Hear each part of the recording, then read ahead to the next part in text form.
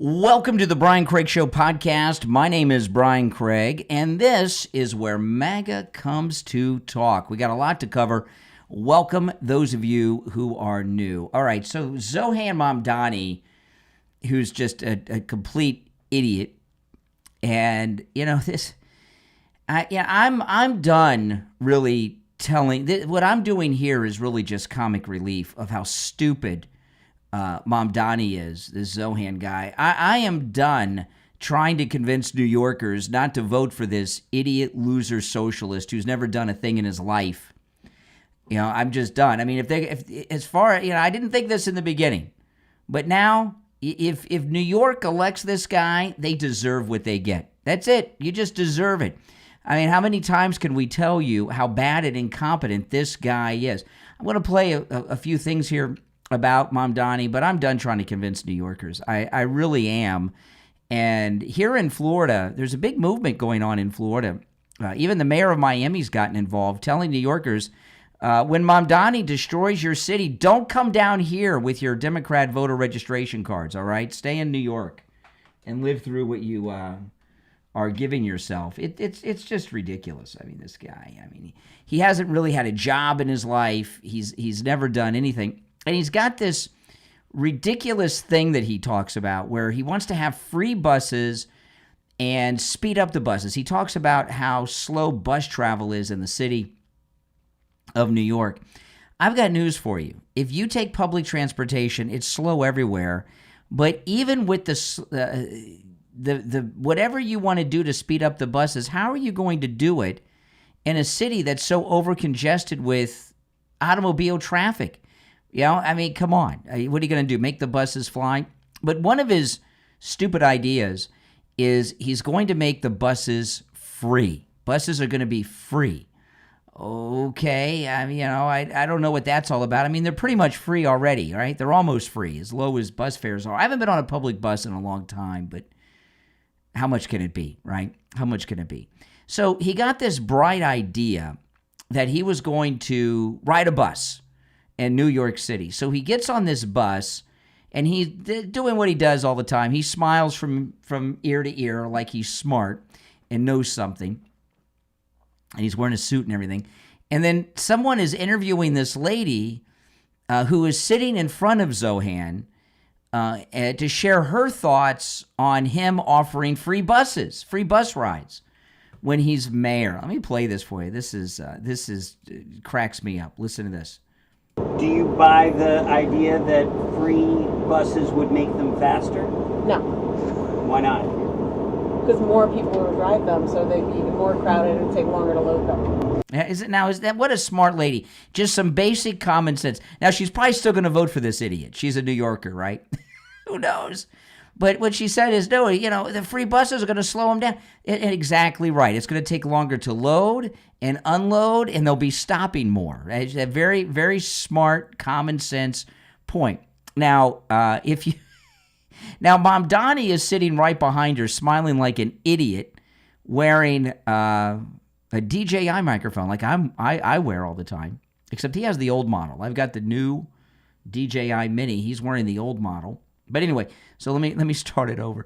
And Mamdani responds and gives his reasoning of how it'll work, the free buses. Do you buy the idea that free buses would make them faster?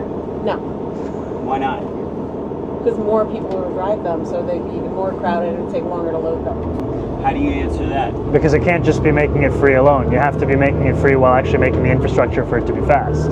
Okay. Now here he goes, talking like a typical millennial Gen Z who says a lot of things, a lot of words coming out of the mouth, but it's incomprehensible BS, okay? So listen to his ridiculous, nonsensical answer. Now, if you'd like to call in, please do. The number is toll-free. It's pinned in the live chat if you're watching live on YouTube. The Brian Craig Show podcast that you're listening to right now is available on all podcast platforms. Wherever you get your podcast, just search for The Brian Craig Show. I'll pop up. And if you want to catch the show live in video form, where you can call in and catch the show live, catch the podcast on YouTube or YouTube Music. Search Brian Craig Show there. So if you're watching on the live stream with the green behind me, if you go to my main stream, you can see and hear all this audio and video. The link's in the description of that live stream. All right, let me start it over. I will not stop it this time, okay? I'll let Zohran Mamdani finish his gobbledygook BS answer. Do you buy the idea that free buses would make them faster? No, Why not?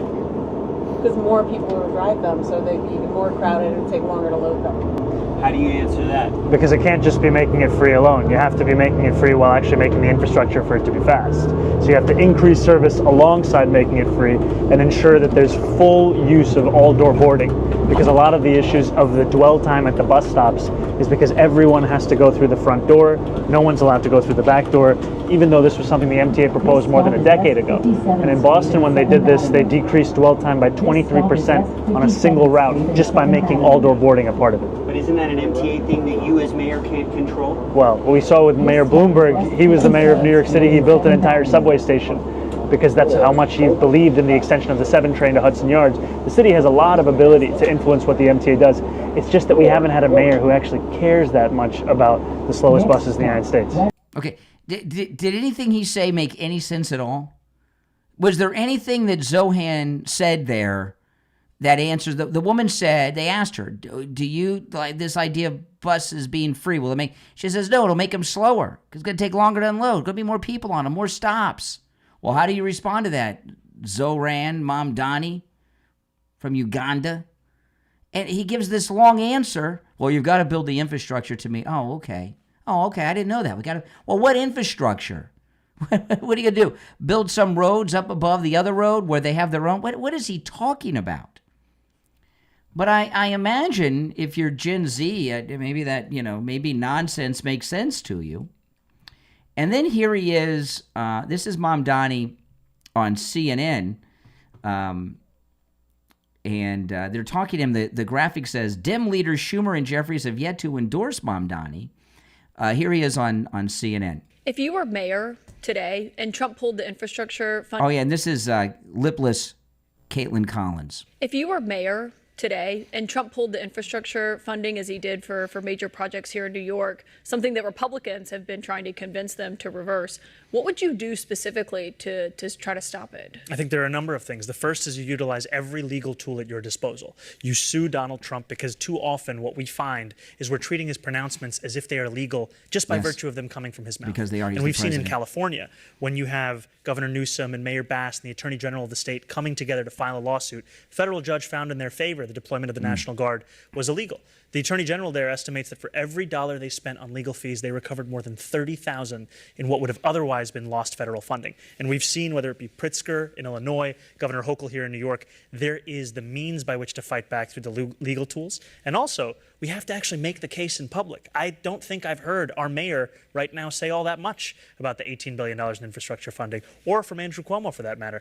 But what I will say is that it jeopardizes the promise we made to people in Harlem decades ago. The subway station would actually be built on 125th Street, would extend the 2nd Avenue line, and the people who are using the most used rail travel in the country. Do you think the governor has made that case forcefully enough? I think the governor has been making a good case, and I think the governor has shown that there is a way to beat Donald Trump, and the way is to actually fight back. Because we used to hear Donald Trump talk a lot about congestion pricing. He doesn't do it anymore. And part of that is because the governor actually stood up and said no. What we would see if former Governor Cuomo was the mayor is he would accept the terms of the agreement right when Donald Trump made them. Okay, so what's he going to do? He's going to sue Donald Trump? Isn't that what Letitia James ran on? She said, I'm going to sue him for you. So his solution to keep the city of New York going is to sue Donald Trump. Oh, yeah, that's a great job for the mayor. Those of you in New York City, you deserve this. You really do. I have no sympathy for you. If you're on hold, stand by. We'll get to the calls in a bit. Now, this is the last clip I'm going to share that involves Mamdani.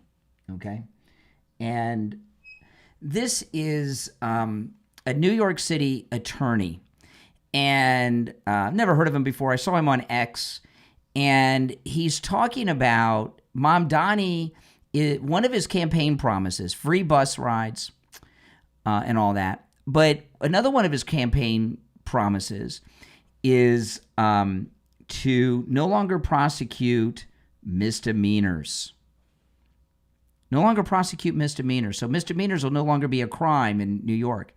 And this New York City attorney goes through that and makes some very interesting points. Listen to this. This guy's going viral all over. His name's Joe Sweeney, New York City attorney. He's going viral all over X today over this. All right, I'm Sweeney. I am down here outside of the district's attorney's office here in Lower Manhattan. And for all the videos I have ever published, guys, I have never once asked you to reshare them. I've never once said spread them to your friends and make them go viral. But as God is my witness, I hope this one goes mega viral with no vested interest to myself, only for the safety of New York City residents. And it'll be a short one, okay? I'm going to start off with a demand. I'm going to paint you a very scary picture, and I'm going to end it with a question. And here's my demand. Stop pissing on my leg and telling me that it's just fucking raining. Oh, for all you folks that are saying, oh, Zohran's not radical, he's just capitalism with a few social programs. He just came out with a press release saying he wants to abolish misdemeanors. And thankfully for you guys, I'm an attorney, so I can explain to you guys what a few misdemeanors are, all right? Third-degree assault, third-degree drug possession, theft, larceny, DWI, forcible touching. For that crusade of women that was across, social media last summer saying, where are all the strong men that aren't coming up to protect us when someone touches us on a subway? Even if I did what I wanted to do, which is step up and knock someone's fucking teeth out, Zohran would arrive and say, cops, let him go. That was just a forcible touching. It's not a jailable offense, which leads me to my final question. Zohran, what kind of fucking peyote are you smoking? Yeah, good question. That's a great question, yeah. If Governor Cuomo talked like this, New York would be saved, right? Yeah. So groping women in public against their will is no longer going to be a crime. Oh, yeah, he didn't mention this one. He's running on the promise to legalize prostitution. Yeah, there you go. All right, let's take some calls. That's Zohan. You're on the air. What's your name? Where are you calling from? This is Mike from Louisiana. Oh, hey, Mike. Here's the deal with Zohran. Hold on, Mike. Turn down the hold on. Turn down the volume in the background, Mike. Got you. It's down. Okay.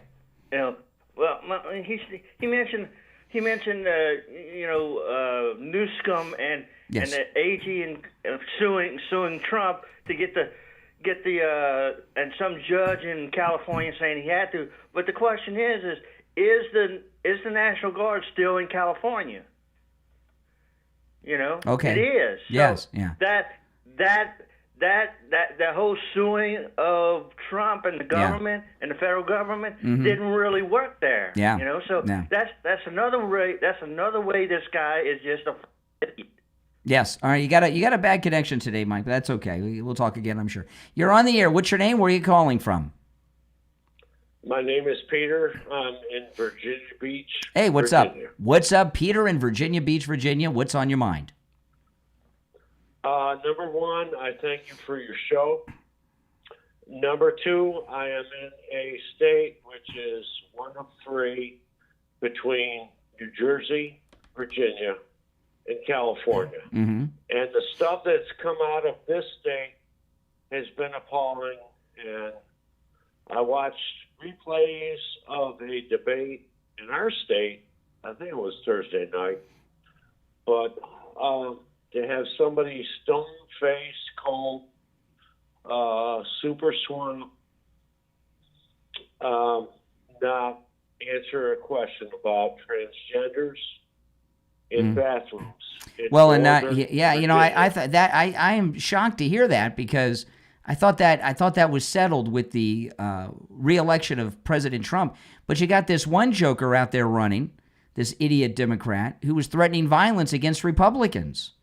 Right, and she never denounced what Jay Jones, who's running for Attorney General, and he's out of my area. He's out of Norfolk. Mm-hmm. And he got. I want to say this to the public. He got a very blessed court decision in his favor because the guy behind him that was doing 5 miles an hour less. Got 6 months. Well, the problem. Listen, we're getting kind of off topic here, but I'll just say this in closing because we're getting off topic where I'm at. But the problem you have in Virginia, it's Northern Virginia. All the people that work in D.C. live in Northern Virginia, and it messes up your whole state because they're overrepresented at the ballot box voting Democrat. You know what I'm talking about. But hey, but I do appreciate the call. You're on the air. What's your name? Where are you calling from? Hey, Brian, this is Sean from Massachusetts. Hey, Sean. Oh, boy. Well, this clown in New York, I'll tell you what, they get what they deserve. This guy really makes his way in. Exactly. And, you look at the traffic situation in New York alone. I mean, maybe other than L.A., New York is clustered beyond belief all the time, even in the late hours. And this guy all of a sudden is going to talk about proposing infrastructure and all these plans. Yeah, he's going to speed up the buses. He's going to speed up the buses. Where's specifics? Yeah, how's he going to do it? Yeah, well, he says, well, to do that, you have to increase the infrastructure at the same time, whatever that means. What is that? Yeah, exactly. Yeah. It's gobbledygook. What is that? Yeah. Yeah, I mean, I was going to ask you a question about relating to him, too. I mean, we're seeing things happening in Dearborn and Minnesota with this Islamic thing, and he is of that background. Do you think that what's happening in Europe will happen here? With Donald Trump at the helm, I don't see it happening, but what would you say about that? About what happening? People are concerned about that. About what? About what? Well, like the radical Islamic, eventually, the numbers increase. Well, yeah, we're being overrun, right? And instead of hijacking airplanes, they're just moving here, and then they run for local office, and then they run for state office, and then they run for federal office. Yeah. It's a different tactic, and it's a pretty smart one because it's working. Mm-hmm. Just right? That, I mean, that's what they've done in England. That's what they did in England. Yeah, they did. They moved. They migrated and immigrated to England, and then started getting elected to Parliament, and then that's it. Yeah. I mean, look at Minnesota. Look at Michigan in this country. Mm-hmm. Same thing. It's crazy. Now New York. I hope Trump. I know, but Trump can help stop this. I believe, though. I do believe that because what can he do? I mean, what can he do to stop Zohran from getting elected here? What can he do? I don't know if he can do anything about him. I'm just talking about the general situation because of ICE and everything going on. He's got great plans. What he's been up to. I mean, as far as Zohran goes, the people have to make the right choices in New York City, and I don't know if they're going to do that. I mean, I know that Cuomo's coming up on him on the polls a little bit, but I'm not really sure how much. Yeah, but he's running such a weak campaign. He seems out of it. Yeah. I mean, he seems like he seems as out of it as Biden, Cuomo, right now. He's very low energy. Yeah. It's almost like he's taking sleeping pills. I mean, he just is out of it. Well, yeah, he goes on the View. I saw a clip of this, and he's talking, and it's like, well, is there a difference between the socialism and then the communism? He's like, well, he's not a communist. He's just a democratic socialist. Well, there's not much of a difference in my view of what that is. That's what who said that? Zohran said that about himself? No, Cuomo said that about. What the hell? So Cuomo goes on the View when he's defending Zohran Mamdani. That's his opponent. Yeah, why is he out there defending him? What's the matter with him? That's stupid. Right. He's saying that. Oh, I'm a moderate Democrat. He's a Democrat. The last time I saw someone do something that stupid, when John McCain was running against Obama for president, somebody asked. Yep. I can't remember what the question was, but somebody had made a comment about Obama, and John McCain started defending Obama. And I'm like, are you out of your freaking mind, John McCain? You deserve to lose, jerk. That was a stupid tactic. What a stupid tactic. And this guy's doing the same thing, but he's saying that he's not. This guy is a communist through and through, but he's also many other things. The main thing about that nobody wants to talk about. He's Muslim, and it's a move like in Michigan and these other places in London and everything else. And the Democrats, they're so politically correct, they don't even want to. They don't want to say it's the elephant in the room, right? And nobody wants to say it because they're afraid they'll be called an Islamophobe or something. Yeah. But exactly. And eventually, this could bite them in the end. And they're letting this all happen. That's right. Listen, I'm gonna run, but I appreciate the call. Now, if you'd like to call in, the number is, if you're watching live, you can call in, and the number is pinned in the live chat. It's a toll-free number, 1-888-465-2631. 888-465-2631. It's a toll-free call, no matter where you are listening. All right, so let's get back to some other things here, because there's a lot to cover. Welcome, by the way. This is the Brian Craig Show podcast. Listen to this. This is Klobuchar. Your leader, Schumer, was interviewed by Punchbowl News, and he said this about a shutdown that's now about to stretch into another week. He said, quote, "Every day gets better for us," end quote. And now they're talking about the government shutdown. So Schumer is excited that people are being laid off and fired and not getting paid. You know, that's good for him. Well, it's easy for him with his $80 million that he's somehow amassed working for the government his entire life. So all this suffering he thinks is good. Your leader, Schumer, was interviewed by Punchbowl News, and he said this about a shutdown that's now about to stretch into another week. He said, quote, "Every day gets better for us," end quote. And it seems he was talking about the politics there. I'm curious what you thought he was talking about and whether you think it's helpful.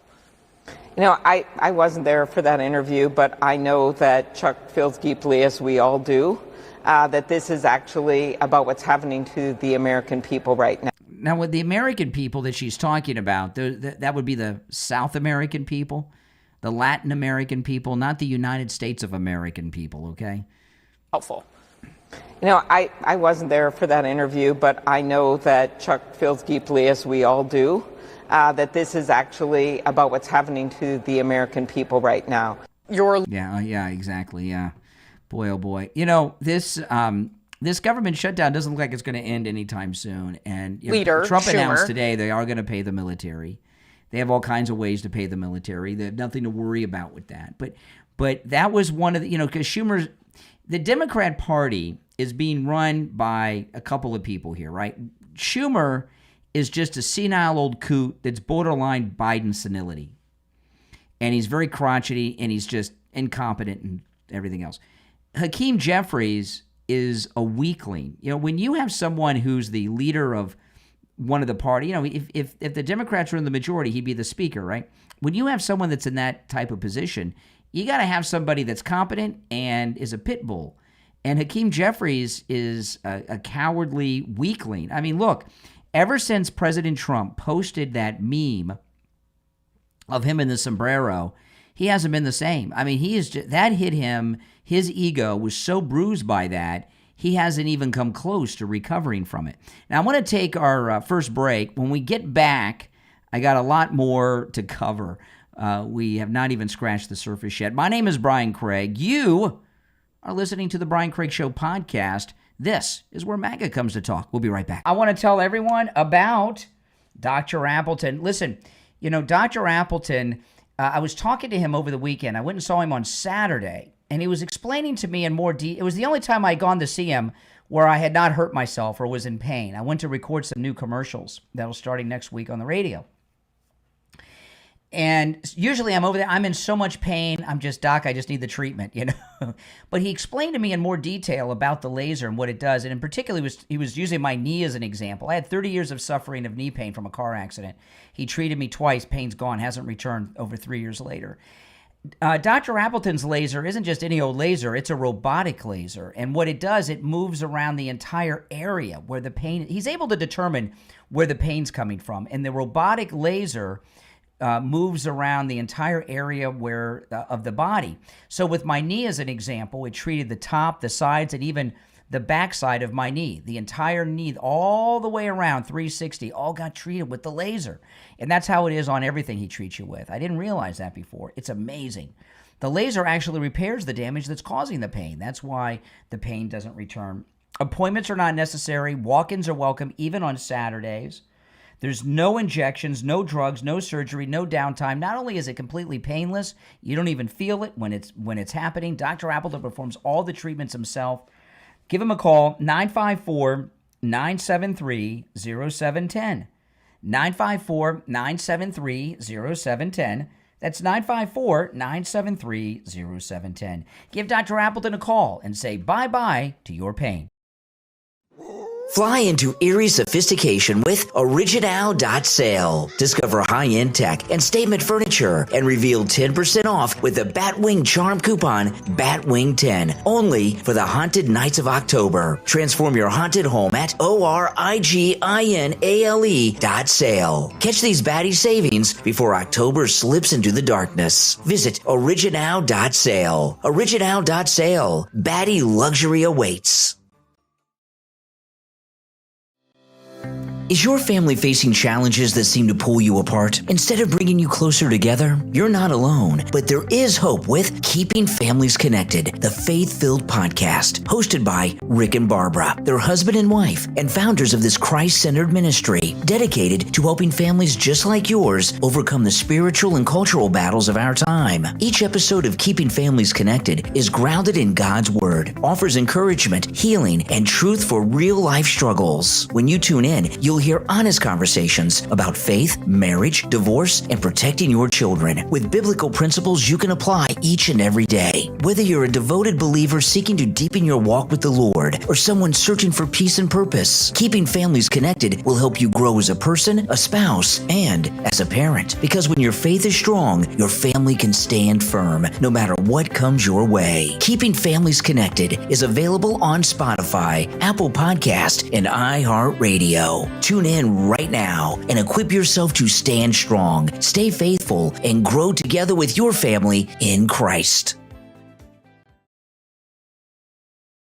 Step into eerie luxury with ChampionGoods.shop. From gadgets to Halloween-inspired furniture, grab 10% off with the Candy Spell coupon CANDY10. Spookily valid all October. Explore haunted collections at ChampionGoods.shop. Seize your sweet spectral savings before the month disappears. See ChampionGoods.shop. ChampionGoods.shop. Treats for the stylishly haunted.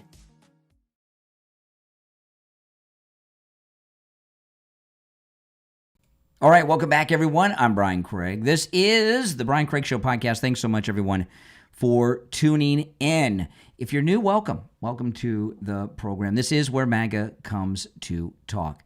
All right, so Candace Owens, she's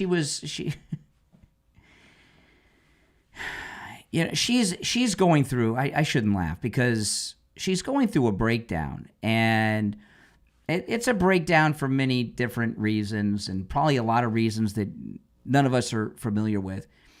But she's moved on from the First Lady of France, and now every day it's a show about Charlie Kirk and Jews. And I wanted to play this. This is not from her show. This is a video that she just popped up there on social media to let people know who to blame if something happens to her. And she's in her home office or something, and she is surrounded. I just noticed this. This isn't why I pulled this up. You can, if you're watching on YouTube and you got the video version of the podcast, you can see what I'm talking about. This was not what I was intending to talk about. I'm going to play the clip. I wanted to talk about what she says, but the wall behind her is filled with photographs, and she's in every picture. And you've got to wonder what kind of person surrounds themselves of photographs of themselves. I have photos here on my desk, right?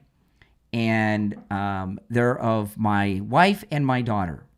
I'm in one of them with my wife and my daughter, but they're not of me. And she surrounds herself with pictures of herself, and that's, you know what that is? It's a narcissist. That's right. It's a narcissist.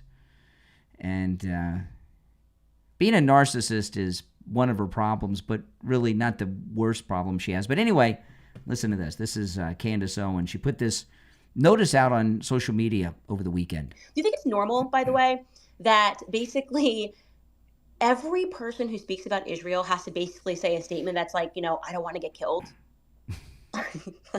Really? Like literally, you start speaking about it, people are like, Candace, beef up your security. That's not fucking normal. Excuse my language, but that is not normal. Okay, it's not normal that people have to think about their security because, and by the way, it's not normal that then the way that you get comfortable with it is you're like, well, they shot JFK in an open car, so there's not, he's a sitting president. Obviously my security doesn't really matter. If they want me, they're going to get me. That's not a normal thought process to have. We don't have that about any other country in the world, except for the one that, took over ours. And that's the truth, okay? We are an occupied nation. And if it's going to take women, having to speak up and say that to make permission, to give permission to men to do the same, then I'm happy to be the first person, okay? I just want to be clear. anything happens to me, blame the Zionists. Like 1000% blame the Zionists. Like let that be my parting word. Okay. She said, if anything happens to me, blame the Zionist. Okay.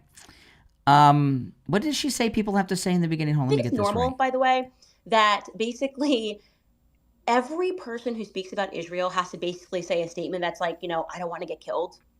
Have you heard anybody say that before? Before they talk about Israel, I don't want to get killed. Just put that on the record. So I'm going to talk about Israel now, but I don't want to get. Have you ever heard anyone say something like that? And if anything happens to me, blame the Zionist.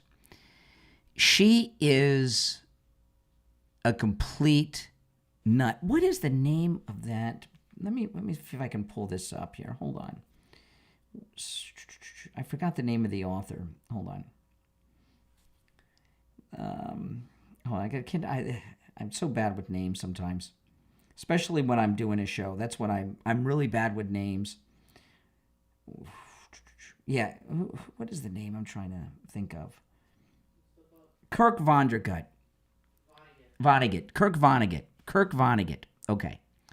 Slaughterhouse 5. Anybody know Slaughterhouse 5? Kirk Vonnegut.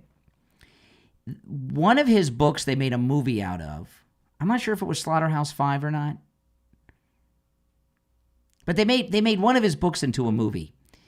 And I saw some of it. And I think it was popular back in the day because everybody was high in the 60s or something. But the main character was in New York City. Does anyone know this movie, this Kirk Vonnegut book that was made into a movie? Was it Slaughterhouse 5 or was it another one? Let me know. But the main character is in New York City, and he has this group of lunatics that are with him. One of them is a black guy who is a Nazi who wears like a Gestapo uniform throughout the movie. And and the absurdity of that, right? A black guy that's a Nazi. Well, I'm not saying that Candace Owens is a Nazi, but she certainly shares some beliefs that the Nazis have, right? Which is about when it comes to Jews. So for her to say, if something happens to me, I'm talking about the pictures of her with the, the narcissistic thing here with the pictures around her. She's jealous that Charlie Kirk got assassinated. And listen to what she says. Let me play the whole thing over, and I'll explain what I mean by that. And this is some hardcore, deep, narcissistic sickness that's going on. So let me play this over again, and then at the end, when she's talking. Do you think it's normal, by the way, that basically every person who speaks about Israel has to basically say a statement that's like, I don't want to get killed? like literally, speaking about it, people are like, Candace, beef up your security. That's not fucking normal. Excuse my language. She looks mad. That is is not normal. Okay, it's not normal that people have to think about their security because, and by the way, it's not normal that then the way that you get comfortable with it is you're like, they shot JFK in an open car, so there's not. He's a sitting president. Obviously, my security doesn't really matter. If they want me, they're going to get me. That's not a normal thought process to have. We don't have that about any other country in the world except for the one that took over ours, and that's the truth. Okay. Oh yeah. Okay. So first of all, I've never heard anybody say what she said that everybody says when they talk about Israel, but now she's saying that the United States is an occupied country being occupied by Israel. Israel, by the way, is like the size of New Jersey, but the United States is being controlled and occupied by Israel. We are an occupied nation, and if it's going to take women having to speak up and say that to make permission, to give permission to men to do the same, then I'm happy to be the first person, okay? I just want to be clear. Anything happens to me, blame the Zionists. 1000% blame the Zionists. Let that be my parting word.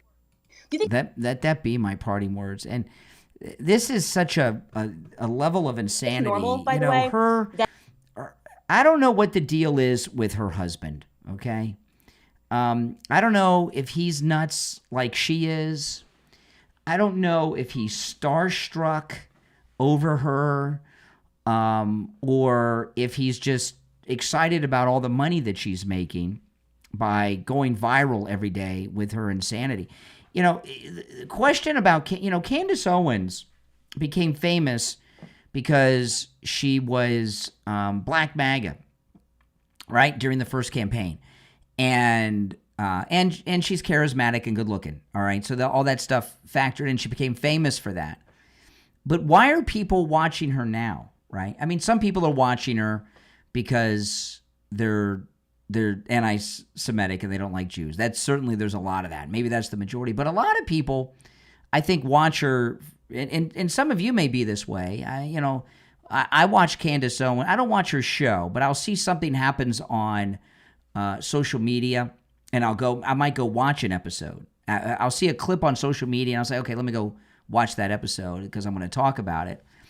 But the main reason I watch now is just to see how nuts she's gotten. It's like, how far off the cliff has she gone, right? I mean, it's like, when you're in some traffic jam on I-95, you're in this traffic jam for an hour and a half, you get up there and you find out there was a car accident. Everybody's been rubbernecking, slowing down to see the car accident. That's kind of what's going on with Candace Owens. Everyone's slowing down for the car accident. But her husband, if my wife looked and talked like she's talking, I would do an intervention.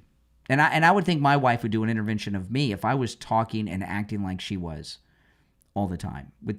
She goes from one obsession to the next. She is totally insane. And it's really a sad thing because she was such an important person in the early days of the MAGA movement. And if she had not lost her mind and gone rogue like she's gone, like if she would have left the Daily Wire and been like her normal self instead of this lunacy we've seen since she left the Daily Wire, she might be the front person at Turning Point right now. And I think she's, right now I'm wearing a Charlie Kirk t-shirt. And I got a few of these. They're pretty cool. And I know a lot of you have Charlie Kirk t-shirts too, probably, as well. And she's jealous of the attention that Charlie Kirk's getting. You can tell by the way she's talking with this sick rant of hers, huh? It's pretty brutal. And I feel bad for her because, the things she's saying are ugly and terrible, but I feel bad because I used to be a fan of hers.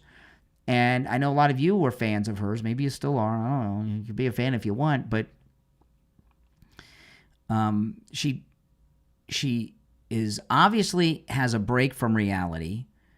And she has no one in her immediate circle who is doing anything to help her. I heard her say the other day, something happened. I turned on her show the other day. I saw a clip on social media. It's like, oh, let me check this out. I went there, and she said she started her show late. She's homeschooling her kids. Oh my goodness. Would you want your kids to be taught by Candace Owens? What is she teaching them? Really? It's I don't know. It can't be good, whatever she's teaching them. It's got to be it's got to be pretty bad. Okay, so here's a Democrat, a local alderman on Fox News, and he's from Chicago, and talking about the situation in Chicago. Listen to this. This was on Fox. Absolutely not. There are many people in the city of Chicago who completely support having the additional resources to keep both ICE agents and community protesters safe. What we have seen is a complete abdication of responsibility, both by Governor Pritzker and by the mayor of the city of Chicago, who have refused up until this point to allow police just to maintain the peace for protesters and for ICE agents doing their job. We need to bring some sanity back to the conversation, and a majority of Chicagoans want to see that happen. Michael, is there any concern in the way that this is being done, and that eventually you're going to have or possibly have violent clashes and things that may even escalate further from here? So the purpose of this is really to assist in protecting federal facilities, specifically ICE, support the deportation proceedings for ICE, and there have been lots of clashes about that. But moreover, you talk to any police chief and you say, I'm going to give you extra bodies to help you in your mission, especially in high crime areas. The police chief's going to say, absolutely, please bring them here. And then you take a look at what happened in D.C. Yeah, so the range in the decrease of crime goes. I mean, you look at these crowds of just dummies here in Chicago who are these people? You know, you look at them, they're mostly white people. Mostly. And I just was watching this video, and this is why I was showing this to you guys. You know, we don't even need to hear what they're saying. It's more important to see the crowds. Let me just go through the crowds. Not everyone's white, but I would say of the protest. Now, these are the protesters against the feds coming to Chicago, against the troops coming to Chicago, against President Trump ending crime in Chicago, right? They're almost all white. I would say 96, 97, 98% white, right? Chicago is a majority minority city, mainly black and Hispanic. In a city that is a majority minority city, how can over 95% of the protesters in these large protests be white? What's going on here? In these daylight images, you can really see, right? Are they Antifa? They're not organic. If this were an organic demonstration in the city of Chicago against the federal intervention to fight crime in Chicago, it would be 75 to 80% minority. It would be a majority minority crowd. You'd have some white people there, but not almost 100% of them. I would say 98%, 99% of the protesters are white in Chicago. That's not possible for an organic protest in the city of Chicago. It's just not possible. All right, let's take some of these calls. If you want to call in, the number's toll free. It's pinned in the live chat. You're on the air. What's your name? Where are you calling from? You're on the air. What's your name? Where are you calling from? But moreover, my name's Dean Lewitt. I'm calling from Texas. All right, Texas. I was What's actually up? just calling to give you a heads up. Okay. That when you're playing the videos, we can't hear the No, audio. you can. If you're That was watching, it. if you're watching on the live stream with the green screen behind, me, you got to go to my main live stream, Mhm. and there's a link in the description of the Okay, video. that sounds great. I'm going to let the chat know. I really appreciate Okay, it, bro. well, they can hear me. They can hear me doing it. But you know, these protest crowds in Chicago, it's just totally fake, just 100% fake. And it blows my mind how stupid they are in the media. You know, if you're on hold, hang in there. We'll get to some calls later because I'll get to the calls maybe after the next break because I have some other things I want to cover. But you know, I don't expect CNN or MSNBC to point this out, but Fox News, they're not stupid on Fox News. How can you have a crowd that white in Chicago? It's impossible. So where did they come from? You know, anytime I've been to any event where there's a lot of Democrats, they always have the tour buses. The story is, who are these people? Where are the buses coming from? All right, if you're on hold, hang in there. We're going to take a quick break. When we come back, there's a lot more to talk about. I'm Brian. This is the Brian Craig Show podcast where MAGA comes to talk. We'll be right back. You're on the air. What's your name? Where are you calling from? Good morning, Brian. It's Frank from West Palm. How you doing there? All right, Brian, Frank. you were absolutely correct. LaPorta Roofing was amazingly phenomenal. They just completed my roof last week, and LaPorta Roofing was superb in all ways imaginable when installing the new roof on my residence. Tom LaPorta meticulously spearheaded the entire project from inception through to the finalization of the assignment. Tom handled all the paperwork involving city permits, inspectors, and my community HOA. He was always available, ensuring me that he had my back in all phases of the project. Additionally, Tom, Scott, and Dan, and the entire crew were very well organized with the plan, consistent with all policies and procedures, and craftsmanship was exemplary in all stages of the design execution. Tom, Scott, and Dan maintained continual contact with me, the homeowner, asking if there were any questions I had or anything further I needed. LaPorta Roofing is, in every respect, a stellar, 5-star, AAA, family-owned company that is a reliable, peace of mind roofing organization. These guys are spot on with regards to perfection, and they demand it. I remain mesmerized upon the completion of the job. My roof is a masterpiece. And one last thing before I forget, they were the least expensive quote that I received out of 4 quotes for roofing. I thank Tom Laporta Roofing for all that they do.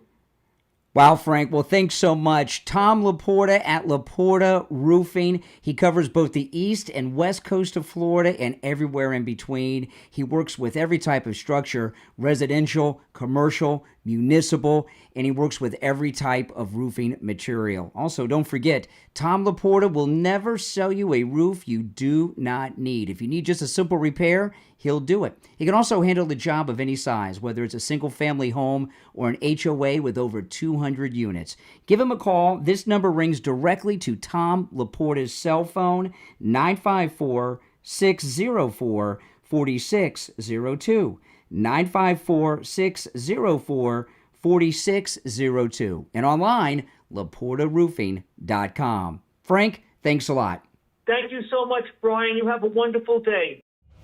When you put on the uniform, fire, police, or military, you don't just do a job, you answer a calling. And AlphaKiloDesigns.com believe that service deserves more than thanks. It deserves action. Founded by Amanda and Kyle in pursuit of their American dream, and to serve first responders as well as our military personnel. AlphaKiloDesigns.com creates unique, high-quality novelty gifts that honor those who serve. From firehouse favorites to police pride and military tribute designs. AlphaKiloDesigns.com is also about giving back and educating communities on how they can support the men and women who protect and serve us each and every day. And a portion of every sale goes back to help fund our under-supported fire departments, paramedic companies, and police departments across the United States. Start shopping right now at AlphaKiloDesigns.com. And remember, free shipping on orders over $100. That's right, free shipping. You'll also find them on Facebook and Instagram. AlphaKiloDesigns.com, where every purchase makes a difference.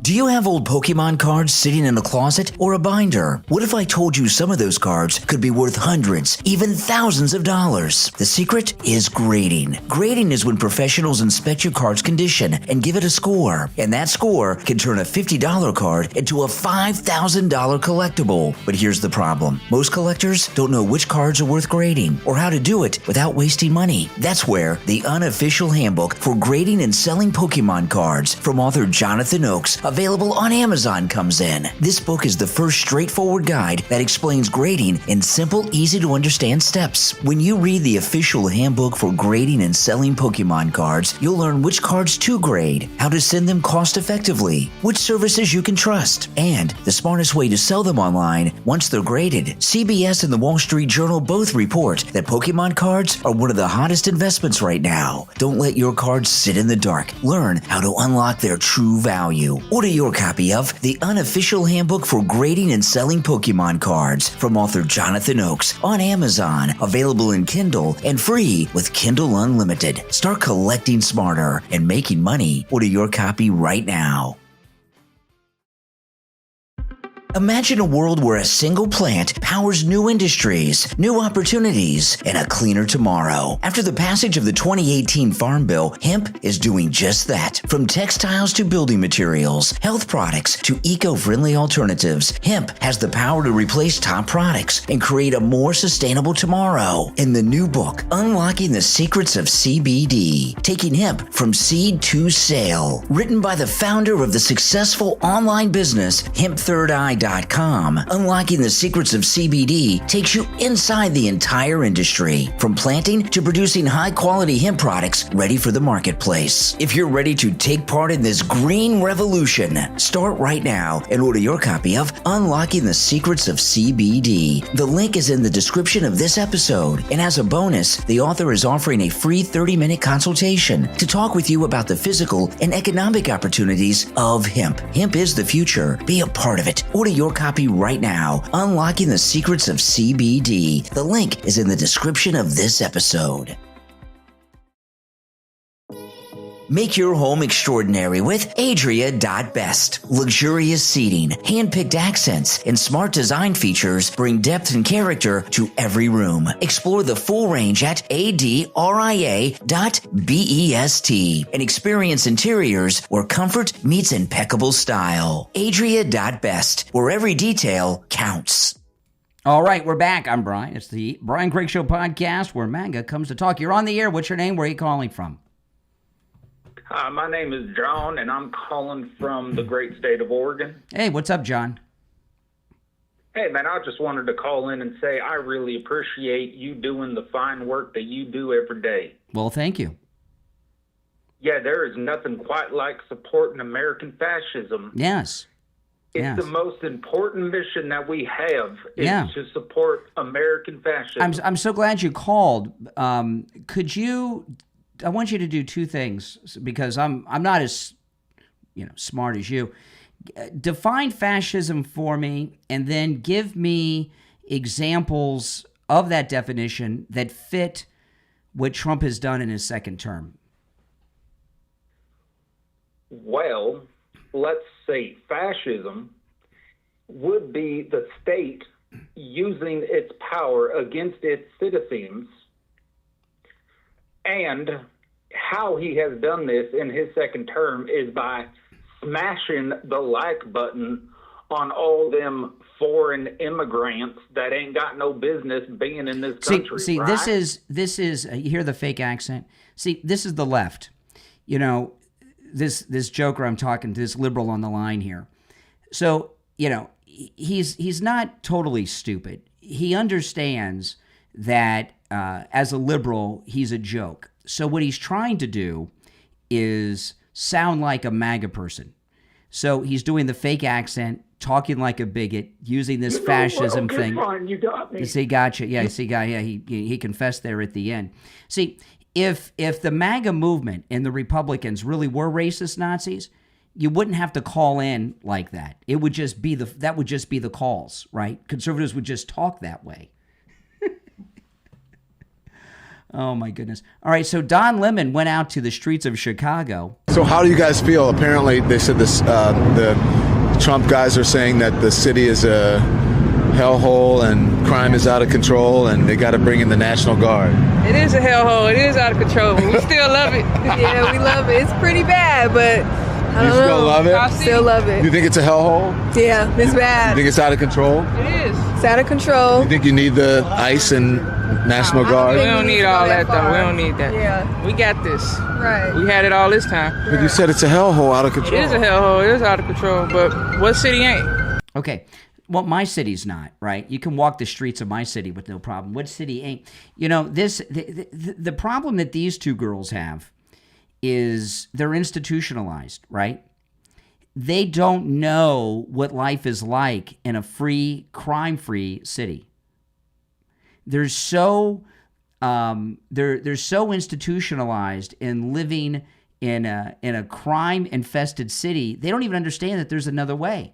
So now this is what we're used to. We know how to get along. We know how to roll with this kind of life. So no, why change it? And she thinks that every city's this way. Oh, yeah, it's bad. You think it's out of control? It is. It's out of control. See, they're telling you crime's out of control, but that's what they're used to. It's kind of like those terrible stories that you hear of women that are beaten by their husbands and they won't leave their husbands, or they'll leave for a short time and then they'll go back, right? That's kind of what these two girls are like. It's pretty sad, isn't it? Still love it. You think it's a hellhole? Yeah, it's bad. You think it's out of control? It is. It's out of control. You think you need the ICE and National Guard? We don't need all that, though. We don't need that. Yeah. We got this. Right. We had it all this time. But you said it's a hellhole out of control. It is a hellhole. It is out of control. But what city ain't? My city ain't, right? What about you? How many people got shot this weekend in your city? How many people got shot in my city this weekend? So far, at least, 0. And I can say that with confidence because if someone in my town got shot, it's so unusual, everybody would know about it right away. But no help. No, we don't need his help. We got this. What do you say to him? I agree. I don't think we need his help. We got it. All right. All right. I mean, how many people get shot on an average weekend in Chicago? What do they got?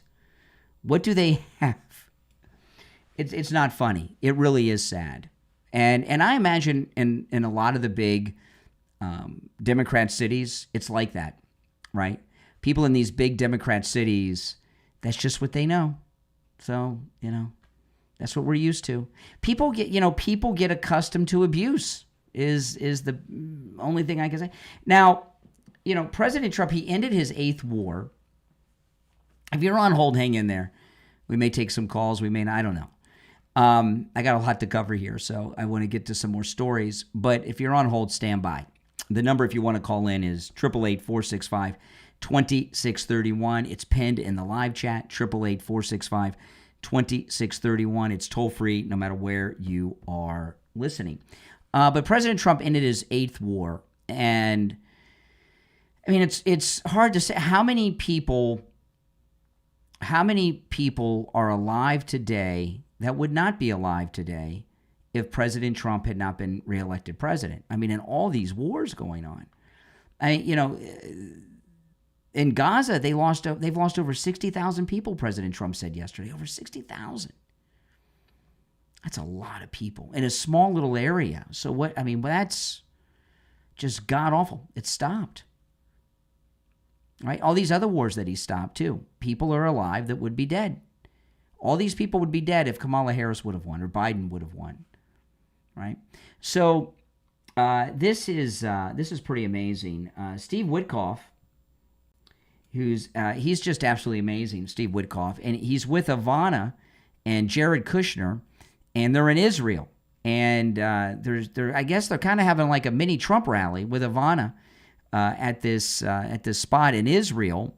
And Steve Witkoff mentions Netanyahu. It's an Israeli crowd. They boo the name Netanyahu. Listen. Let me pull it up here. Hold on. Okay, here we go. To Prime Minister Benjamin Netanyahu. Oh. They don't like him. They're booing him. Hear the boos? Wow. These are Israelis booing Netanyahu. Okay. But listen to what happens. To Prime Minister Benjamin Netanyahu. Better stop saying that name, Witkoff. They don't like it.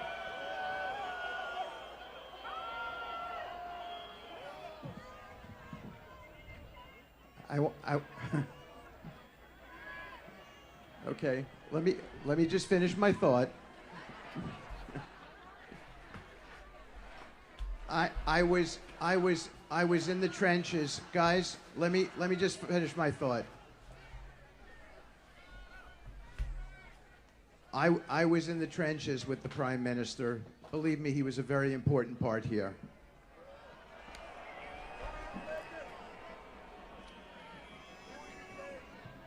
Wow, they're not happy. The Prime Minister and his staff, Ron Dermer included, have both. Okay, Wow. Have both sacrificed so much for this country and devoted their lives to the service of Israel. Their dedication to the history and destiny of this nation stands out tonight. They've given everything, their time, their energy, and their hearts, to building a safer, stronger future for the Jewish people. Their commitment to this country has never wavered, and it never will. We thank you. The President thanks you. Thank you. Now listen.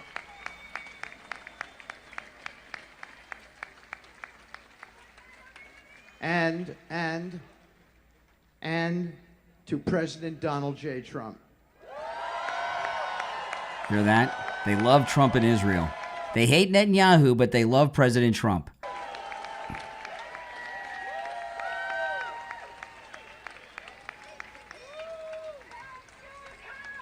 Thank you, Trump. See, they started a new cheer. Thank you, Trump. Did you hear that? Thank you, Trump.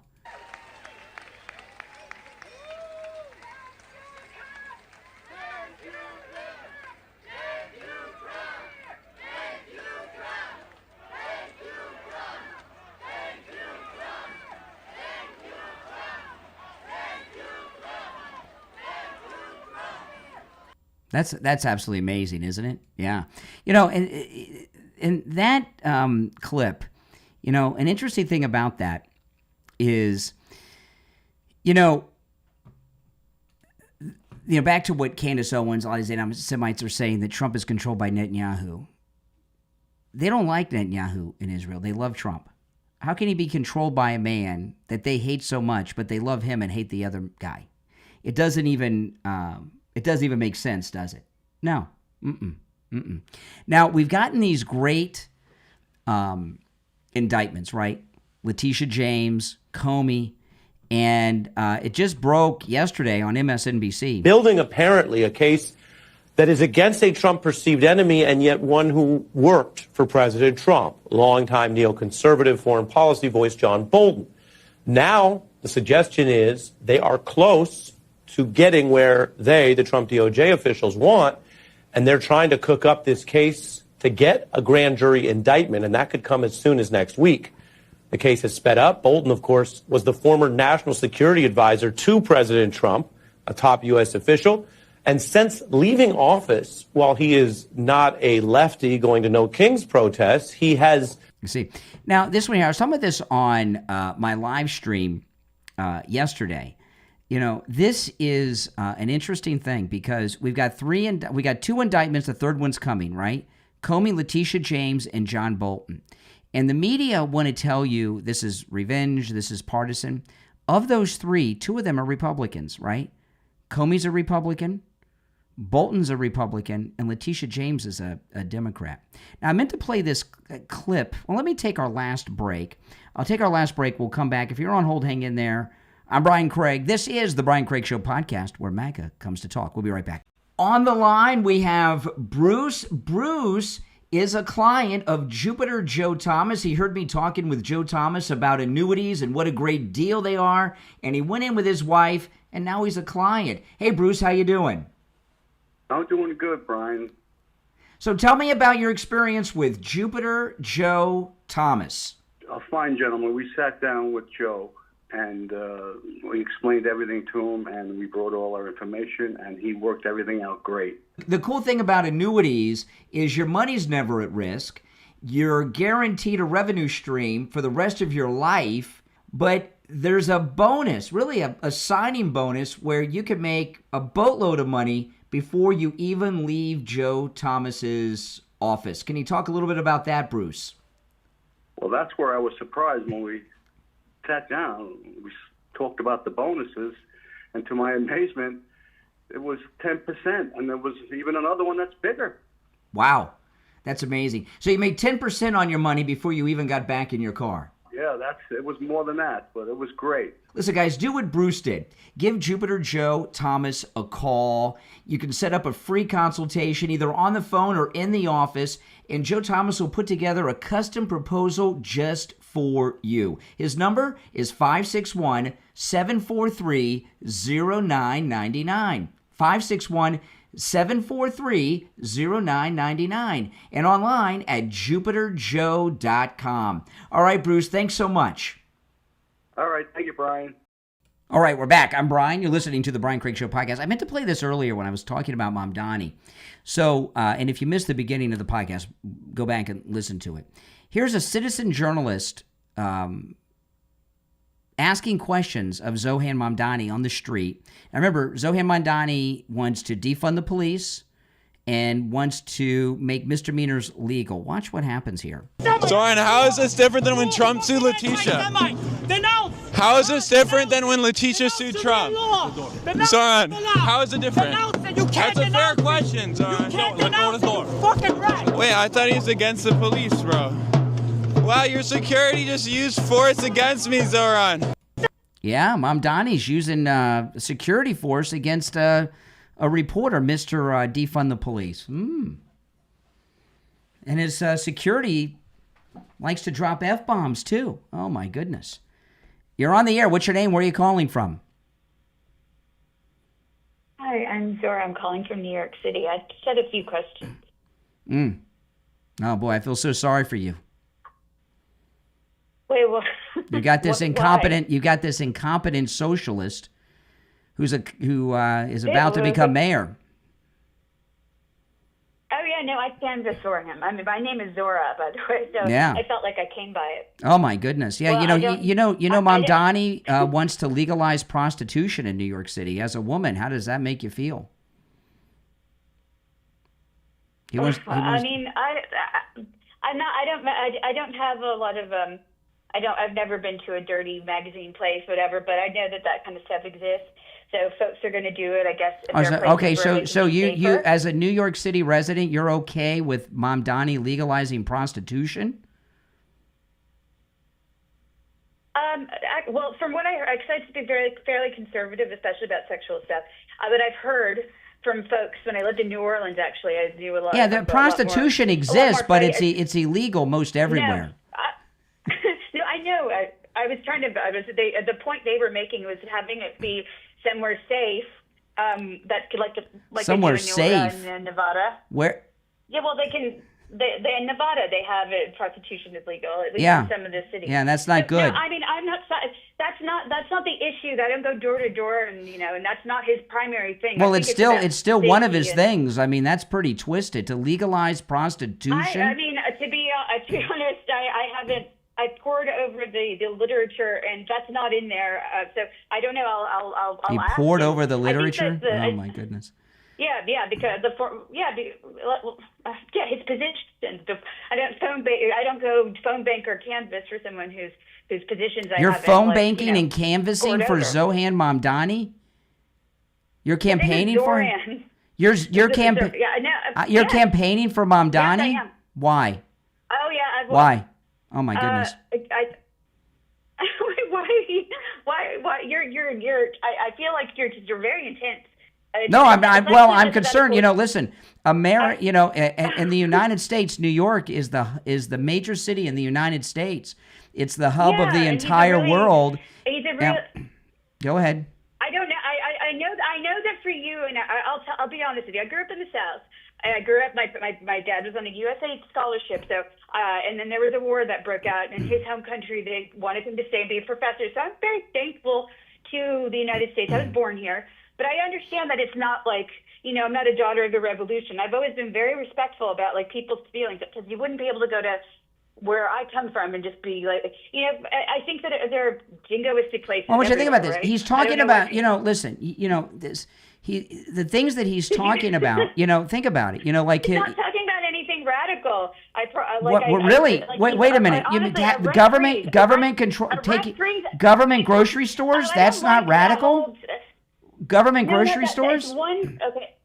Well, I don't know the style of talking to someone, and then they say something 3 times. Well, and you want me to said answer? that I he's don't not. know You if said he's not proposing anything radical. Government controlled grocery stores is That's not pretty radical. radical. Not in the Soviet Union. They have that in, sir, they have that in Kansas. It's already a pilot program that they worked on that worked really well for them. Oh, really? It's a It food worked in de- Kansas. They're food deserts. No, They're food deserts. In Well, yeah, I Kansas? mean, That's I a don't know. farming I state. don't How know. can it be a food desert? It's a there are- farming state. All right. What? Give me. You had. What was your reason for calling? My reason for calling is asking just like out of curiosity as to why you think there was 8 wars that Trump solved. I'm not even trying to be rude. I don't understand I've heard that, but I didn't know that anyone. I thought that was just stuff that people. No, said there's like, he funny. he's So, stopped. Which one? This Israeli-Gaza war. He stopped a war between India No, he didn't. India and Pakistan said that had nothing to do with Oh, us. well, which okay, is- it did. I mean, Okay, I'm not well, if you're not trying- going to accept it, I mean, he did. No, I mean, Well, I mean, if you're not But going to accept it, I am just troubled. I mean, how old are you? Lord. How old are you? I'm 44. You're a 44-year-old woman, and tell me what about a socialist is attracting you to not only vote for them, but to go door to door in New York City and ask others to do the same.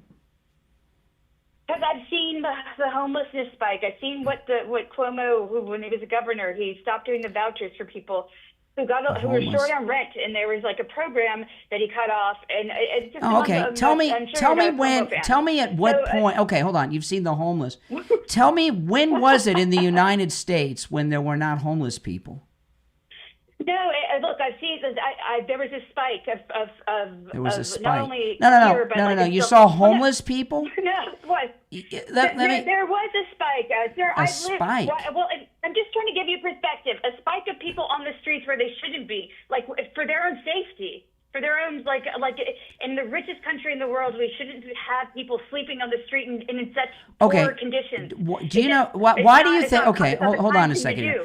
I've got a nice house in Florida. Okay, live in a nice house in Florida, right? Got a wife, got a kid that's grown. That's wonderful. Why do you think I live in a nice house in Florida and I'm not homeless?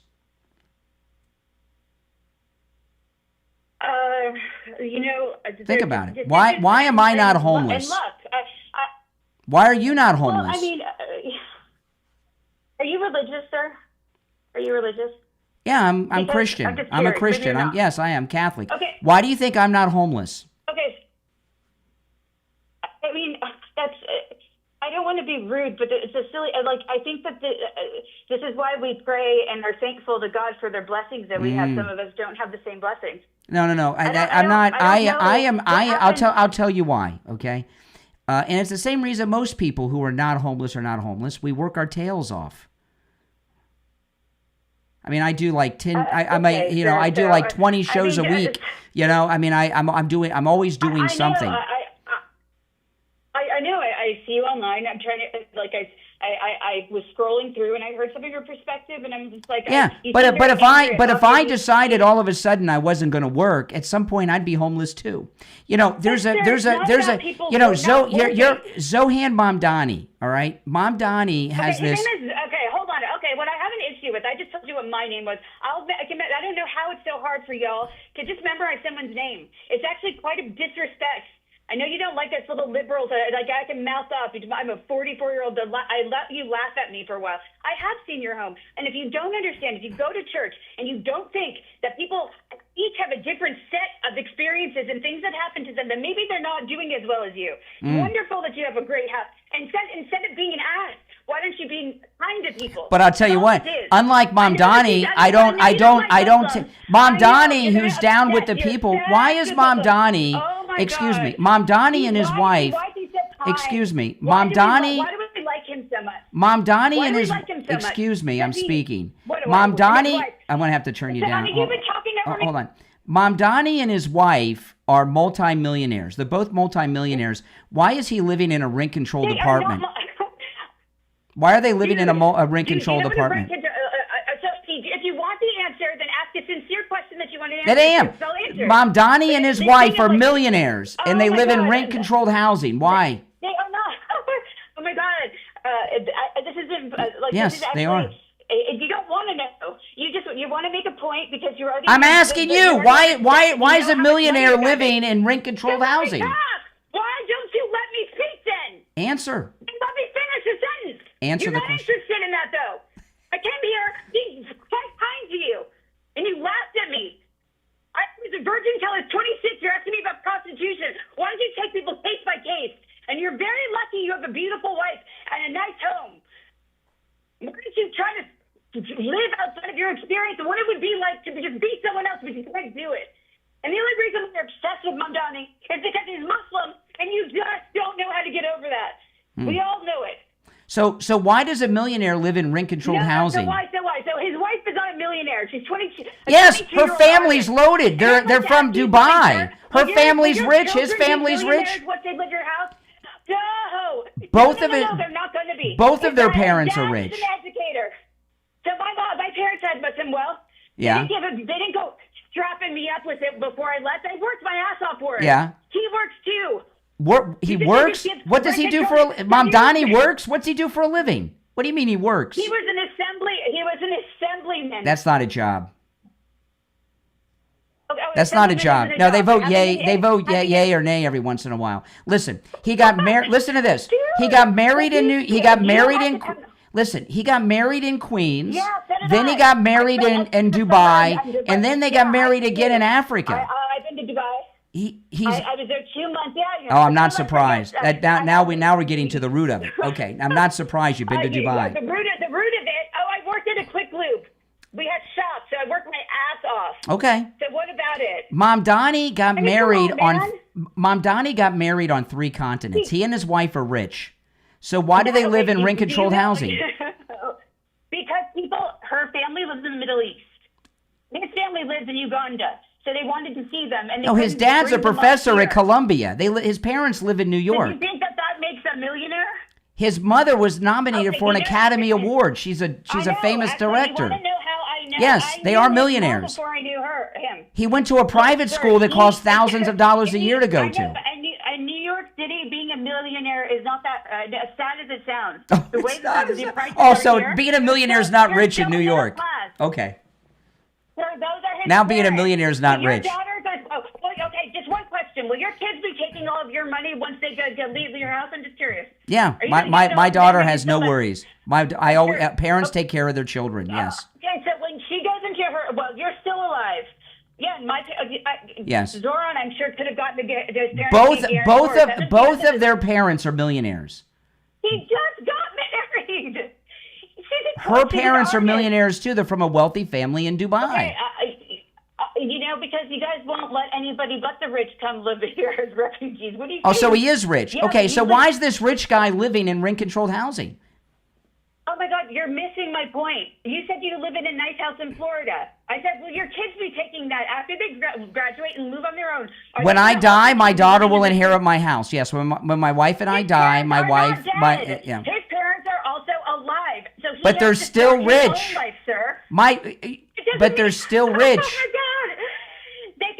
They might get like and look at what he's doing. He has he's rich. You don't care. You don't care. Donald Trump came out rich because he's a shitty person. Donald Trump doesn't live in rent-controlled housing. Donald Trump could not even hack it to fucking go to Vietnam. He has not done anything. He's a horrible. He's not done anything. That's What do you mean he hasn't done anything? are He you just serious? ended the war. Aren't you happy that he ended the war in Gaza?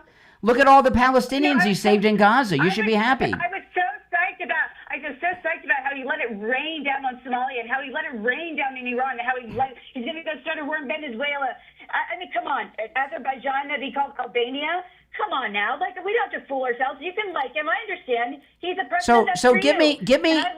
All right, calm down. Give me 3 reasons people should vote for Mamdani. You're going door to door for him. 3 reasons people should vote for Mamdani. It's exactly what I told you before. What? There's an affordability crisis here in New York City. Affordability crisis? Out. What the freak does that mean? Yeah, there is, because people. Okay, here in this town. Okay, no. Just give me 3 reasons. You knock on my door. I had 3 reasons. Give me 3. Vote for Mamdani because he's going to do this, and that. Sir, I've been quite confident in the fact that I can do this. What is he going to do? Very sharp. But usually I don't have people opening the door that are yelling at me first. What is he going to do? There's a rec freeze. Yeah, because you're in New York. I'm in Florida. We have sense here in Florida. So give me vote for Mamdani. He's going to do this, and that. Okay, so you were saying that you didn't think that the grocery stores in every borough would be. You think it's communist? I understand. Yes, it is communist. Okay, he's going to bring communism to our food supply. Okay, that's one. Complete a thought. Okay, so there are tax deductions that the grocery stores here in New York City get. And they're supposed to lower the prices for the consumer, but they don't have to. Okay, so that's one. Okay, he's going to turn the grocery stores into communist stores. Okay, give me what's the next reason? Okay, that's your first. What's the second thing? Vote for him because he's going to bring communism to the grocery stores. Okay, what's the second thing? You're making fun of me. No, you're making fun of yourself. You were making fun of yourself. No, sir. What's the second thing he's going to do? Sir, you don't have any idea. I came here to be. I thought, is there a way I can take a brain-broken dumbass who thinks that someone just sold 8 wars, that the Gaza thing is going to stick? You know good and So what are the other 2 things that he's going to do? Don't care. Vote for Mamdani. Vote for Mamdani. He's going to do what? The grocery stores is one. What are 2 other things? Vote for him because of these other 2 things. What are they? Can you think of anything else? You shouldn't.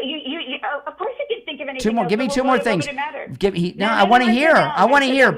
Why should people vote for Mamdani? The grocery stores and what else? You could just find it on the of, but you want to have a moment. You're the one You wanna make canvassing fun of for him. somebody. I'm not. No, it just sounds stupid when you say it out loud. So do you think? You haven't heard one thing. If you I've run a heard. thought- I've heard everything you've said. I just you haven't told us why we should vote for him. Okay. What else is he going to do? You're in Florida, so I'm not all that worried. Okay, he's going to take. Like, there's going to be outside of different subway hubs, a place where you can walk into that would operate as a not only some like for safety, but also for people who are for mental health crises or being lost. There's no in the city. There's nowhere you can. Nowhere you can go outside of calling 911 or feeling not safe. I have no idea what you just. I have no idea what you just said. I don't understand what you just because you said. don't live here. Okay, so you don't care what I just said. You don't live here. No, sir. I don't understand what you Outside said. of subways, there are empty storefronts. Instead of them being empty, there would be people stationed there the way they used to be in the subways, where they'd be ticketing. Except there aren't people there anymore. But what would it matter? You live. Okay, so that's that gobbledygook's another reason to vote for him. I wanted to know how 8 wars were solved. I mean, you're the one that said. No, that. we're talking about Mamdani. No, so you told me. Hold on a second. Hold on, you're on hold. You told me you're a canvasser going door to door in New York City for Mamdani. I want to know, you're telling people to vote for him. You said you've poured through his literature. There must be 3 reasons to vote for him. One is the grocery stores. 2 is this gobbledygook thing you said about safety. I would love to know how you arrived at all of your ideas. And the 8 words. Yeah, well, when you get your show, right, you can talk about Trump in the wars. I'm talking about Mamdani today, right? And I got a canvasser on the line, you, right? So, if you look on the screen, it says The Brian Craig Show on the screen. So it's The Brian Craig Show. I'm Brian Craig. So I decide what we talk about. This is worse than having a conversation with AI. You don't want to have a conversation. I'm worse than AI. I'm not making you look foolish. Supporting Mamdani out loud makes you feel foolish. You feel foolish. No, I don't. I mean, do you think they're zingers? You sound like a loser. I was trying to be nice. This is my zicket. Do you know what zicket is? No. I felt that I was going to do something kind. I have no idea what that word means. Like you could. I know you don't. I know you don't. No. Is that an English word? Is that an English word? No, I know a few languages, sir. So. Oh, you know a few languages. You know a few languages. Oh, so you're yes. And you want to know. And you want to know about prostitution was the first question you asked. Zohan said he's going to legalize. He's going to turn New York City into a big OnlyFans. It's going to be all OnlyFans on the streets. I hope that your children aren't as brain broken as you are. Brain broken. That's all. Bye. Oh, she hung up. There you go. That's a Zohan Mamdani canvasser, she said. Oh, my goodness. Oh, man. That's who's going door to door for Mamdani in New York City? Oh, my goodness. I got a headache. You're on the air. What's your name? Where are you calling from? Hey, Brian. It's Job for 9 out of California. Oh, my goodness. I'm really sorry that you... I'm so sorry. I'm so sorry. We helped save New York right there. That may have woken some people up. I wasn't making fun of her. She just felt stupid defending Mamdani out loud. She felt foolish. I get that. You don't have to make her look stupid. That's right. That's exactly right. I wish I could take credit for it. And I know that she's still listening. So let's just wake up, okay?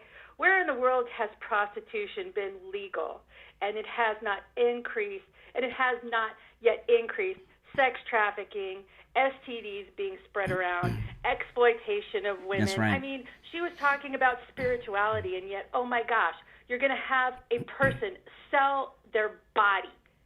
I mean, does that make any sense? Let me tell you. Okay, let me tell you this. Okay, this thing about the prostitution.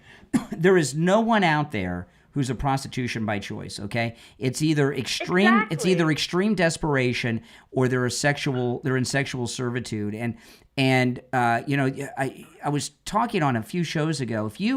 If you follow the news, it seems like every week there's some OnlyFans girl that's murdering her boyfriend. And what you find out is they got these pimps. These OnlyFans girls have these pimps that make them stay on OnlyFans every waking hour. He wants to turn New York City into a place of legalized prostitution.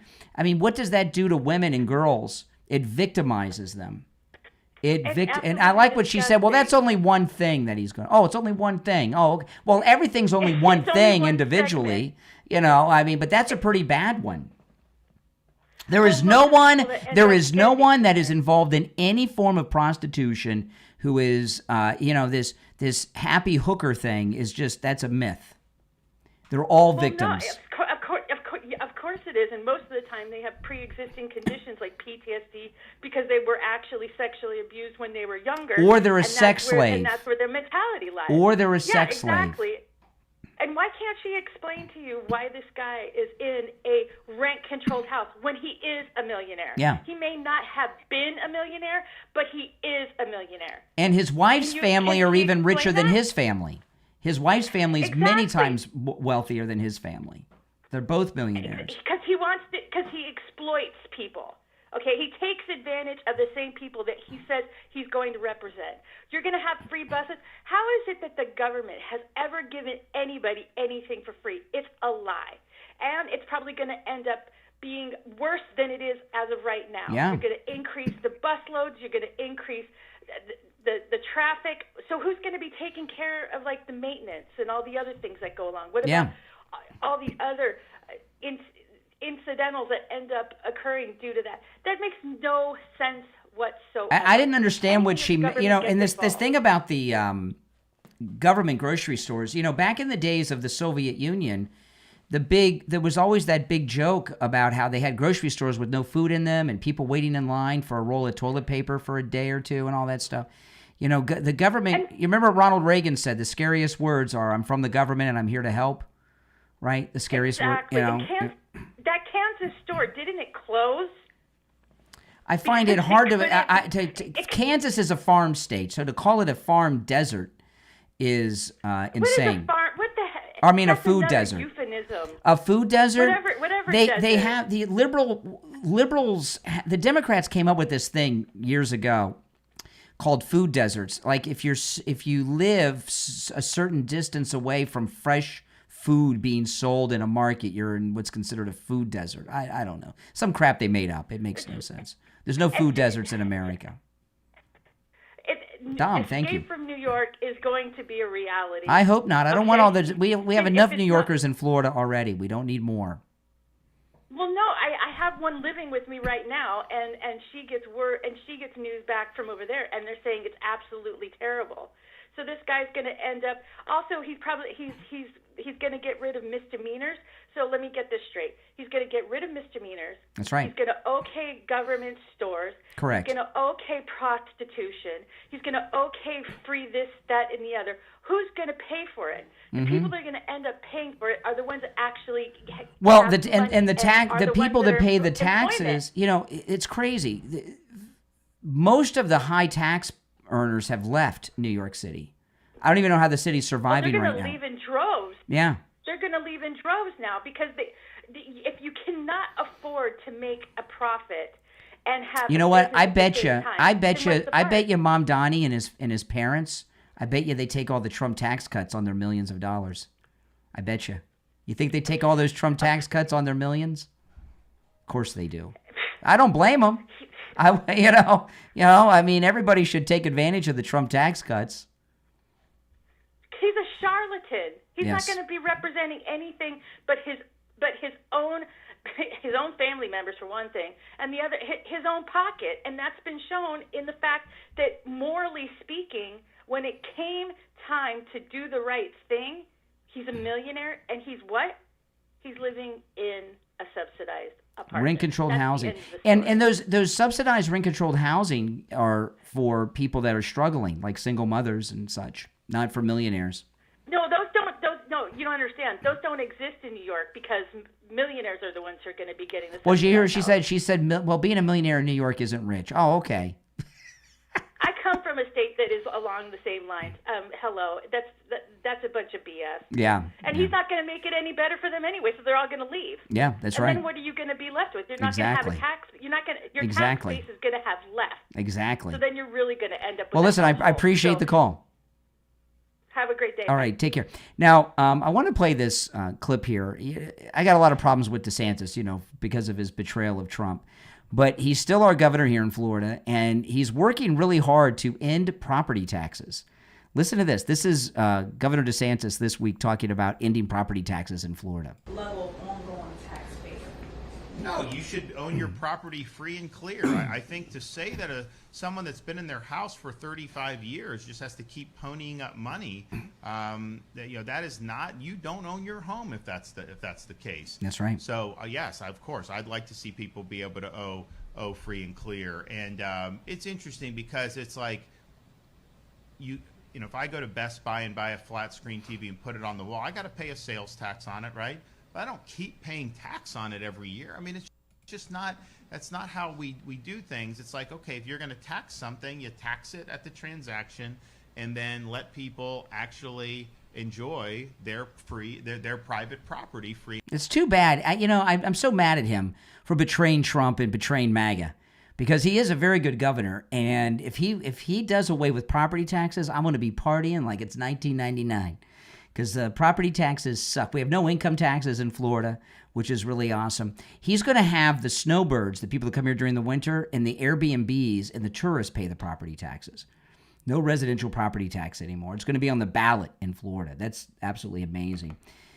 You're on the air. What's your name? Where are you calling from? Yes, you're on the air. Yeah, you're on the air. Oh, here we go. Another one. Yes. I'm calling from New York. Okay. Oh, hold on. Yeah, you're calling from New York? Yeah, and? Yeah. And I'm not sure what's the issue with Mamdani, like specific issue you want to address, and we could go back and forth about it. He is a socialist. He wants to legalize misdemeanors. He wants to make the grocery stores government grocery stores. And we go by step. You say he's a socialist. He says he's you a socialist. Socialism? Yes, I do. This is but America, not the place you're from. This is the United. Yes, I have a problem with socialism. Yes, this is the United States. Do you have a problem with Social Security payment? Social Security is not socialism. It's your own money. They take money. No. That's a socialist. No, it has social in it. It has social in it, but it's no. It is your own money. When you pay part of payroll taxes. I had to pay my, I'm an independent business owner. I had to pay my payroll taxes a couple weeks ago. A lot of money. I had to pay Social Security. Social Security is your money. Every time you get a paycheck, the government takes money as a Social Security deduction, and then when you retire, they give you some of that money back. No, that's not welfare. That's not socialism. It has social in it, but it's not socialism. No, sorry. What country are you from originally? Where are you from originally? What country I'm from originally? Yeah. Where's the accent from? Your accent. Where's it from? Where? I'm American. Well, yeah, but not originally. That's not an American accent you have. Where are you from originally? But you don't have. I'm sure you don't have an American accent. Yeah, accent. No, this is an American accent. I have an American accent. Oh, I see that. Caucasian accent. I've never heard such a thing. Why are you embarrassed of where you came from? No, I think anybody with American passport is American citizen. I didn't ask you if you're an American citizen. I asked where you're from originally. You do not have an American accent. No, I'm not sure I'm not sure I'm not sure what the purpose of that question is. We're not talking about that. We're talking about substance. Well, because I don't think you have you don't have a basic understanding of this country. You think Social Security is socialism. You don't understand Social Security. No. How long have you been an American? How long? Yeah. I mean, basically, you say on your hat, you say from 2028. Basically, that's unconstitutional. So if you even want to talk about constitution, like, you're talking about somebody, you don't know your constitution. Basically, you're talking about somebody who want to run as a third candidate, third term. Is that constitutional? I'm having a hard time understanding what you're saying. I can understand some of the words, but not all of them. I said you having a hat that says Trump 2028. That's right. Yeah. Is it constitutionally acceptable for Trump to run 2028? Well, they can change the Constitution. They could change. They're going to amend it, right? Yes, they could have. It's been amended 27 times already. Oh, okay. I know that. That's why it's 27 when you became a citizen, you had to study all that stuff for your citizenship test. So you know that. It's not like, yeah. So you study. Yeah, sure. That. Yeah. So you know the Constitution. So you know it's been amended. It can be changed again to do away with presidential term limits. So what I'm saying is just to jump and be like, oh, you don't even know the Constitution. You don't know who you're talking about. I didn't say you don't know your Constitution, but you don't have a basic. No, you know the Constitution because you had to study it for your citizenship exam. But you don't. But since you didn't grow up because you didn't grow up in America and you were not educated in America, you don't have an understanding of some basic things. Like you don't understand how Social Security works until I explained it to you. I was born in America, never raised in America. That doesn't make me that you just basically think like, oh, you just been born in America. Where were you raised? Where were you raised? Huh? You were born an American citizen? Yeah, I was born and raised in New York. This is not a New York accent you have. You were not, could not have been. Where'd you get this accent? Oh my God! I lived away for 15 years of my life, of my childhood life. Okay, so you grew up in another country. Exactly. So what country? It doesn't matter because you just like. What do you? I mean, I'm like, really curious. I don't know why you're ashamed to mention what country you grew up in. It's not being the same. It's like it's not the core problem. The core problem we talking about. You don't because I'll tell you why. I'll tell you why I'm asking. Because you don't have an you do not have an American perspective. You said to me at the beginning of this call. No, at the beginning of this call. You said to me, you have a problem with socialism? Of course I do. I'm an American. All Americans should have a problem with socialism.